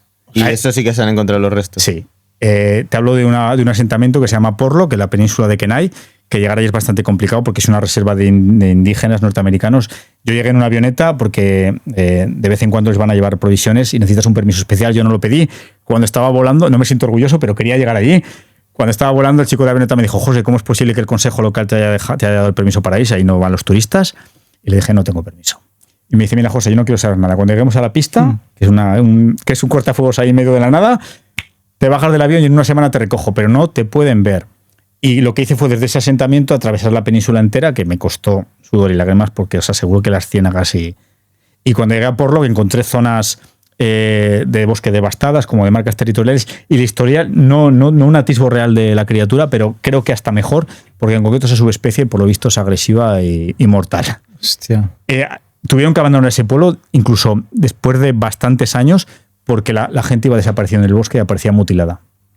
Joder. Y en teoría, creo que la criatura no quería que de alguna manera colonizasen ese territorio. Y lo intentaron rusos, lo intentaron indígenas norteamericanos y el resultado era siempre lo mismo. Tenían que abandonar la población porque la gente moría. Joder. La gente moría. Y hay mucho testimonio, periódicos locales. El sitio se llama Porlock y la verdad es que fue una experiencia muy auténtica. Pues ya sabemos dónde no ir, ¿no? Pues si queréis documentaros un poco, os gustará este tema porque es increíble. Hay fotos de época y los periódicos se hicieron eco. Quiere decir que es algo que no me invento yo. Está en internet y lo podéis encontrar. Incluso en San Francisco, un periódico local importante habló del tema. Y finalmente abandonaron el asentamiento porque quedó ya solo en una oficina de correos una persona y acabó yéndose de ahí. Y ya no quería morir nadie más, ¿no? Incluso escolta armada por las noches en el pueblo para que la gente no saliese o estuviese protegida. Y lo vieron en determinadas ocasiones a la criatura destrozando cosas y ya digo, y es muy, muy curioso. Pero, ya acabando, a rasgos generales, mis interacciones, en ningún momento he sentido ese miedo ni una intención de hacerme daño o de agresividad o de violencia. Al contrario.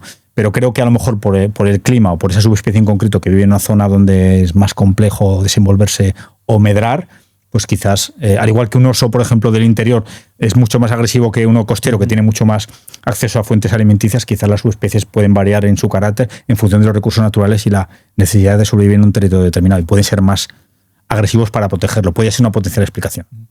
Joder, no, suena un poquito feo decirlo, pero no hay mejor manera de acabar el podcast diciendo al final las atrocidades que puede al final cometer, ¿no? Este Bigfoot que al final estarás toda la vida buscándolo. Tú piensas que una criatura de esa índole, si quisiese, pues te arrancaría, te partiría el tronco por la mitad. O sea, para él no supondría ningún esfuerzo. Para hacer eso con un wapiti y arrancarle la cabeza de ese modo, es que ni 5 o 6 humanos tenían la suficiente fuerza como para infligir ese tipo de herida. Qué guapo, José. Pues, ¿has estado cómodo? ¿Bien? Me ha encantado. Ha sido muy distendido. Es la primera vez que me hacen una entrevista. Sí. La verdad es que he disfrutado muchísimo. Ha sido una conversación entre amigos. Yo os agradezco mucho de nuevo la oportunidad. Pues me encanta Muy compartirlo y que hayáis estado tan abiertos. ¿Qué os ha parecido después de conocer todos los antecedentes respecto a la información inicial que teníais de la criatura o del enigma? ¿Os ha clarificado algo? ¿Lo ves de una manera diferente? Yo lo que puedo decir es que no puedo confirmar que no existe. No puedo confirmarlo. O sea, ya me abro una puerta a que, más con una persona que tiene tanta experiencia, que de alguna manera te puede indicar, te puede enseñar tantas evidencias, ¿no?, de que existe. Aunque yo no lo haya visto, yo no puedo decir que no existe. Es algo que la ciencia debería aprender de esa apreciación tan sabia. Yo considero lo mismo. Al final, está muy bien que quien haya venido a darnos esta charla y a explicarnos sobre ello sea alguien que lo ha podido vivir, ver todas las cosas que te has llegado a encontrar en primera persona, no cosas que has visto, has escuchado, que también, pero esto te ayuda a corroborar lo que tú ves, y la importancia de que tú nos estás ofreciendo no, es que cómo le arrancó la cabeza y demás, lo tengo documentado y te lo puedo enseñar. Todas estas cosas a mí me hacen creer que sí que pueda llegar a ser verdad, cuando yo de entrada quizás pensaba que, digo, no sé. Cambia la perspectiva completamente. Claro, eso es un tema tan complejo que cuando la ciencia, que en teoría es la religión a la que nos aferramos, te dice lo contrario. No puedo probarlo, claro. Es difícil hasta que no tienes cierto rigor en una explicación conexionada. Y más que nada que hay muchas cosas que tú has podido ver en primera persona que no tienen explicación más que esa, porque el tema de lo de la piedra de 2000 kilos, el tema eso de la cabeza totalmente arrancada, tal.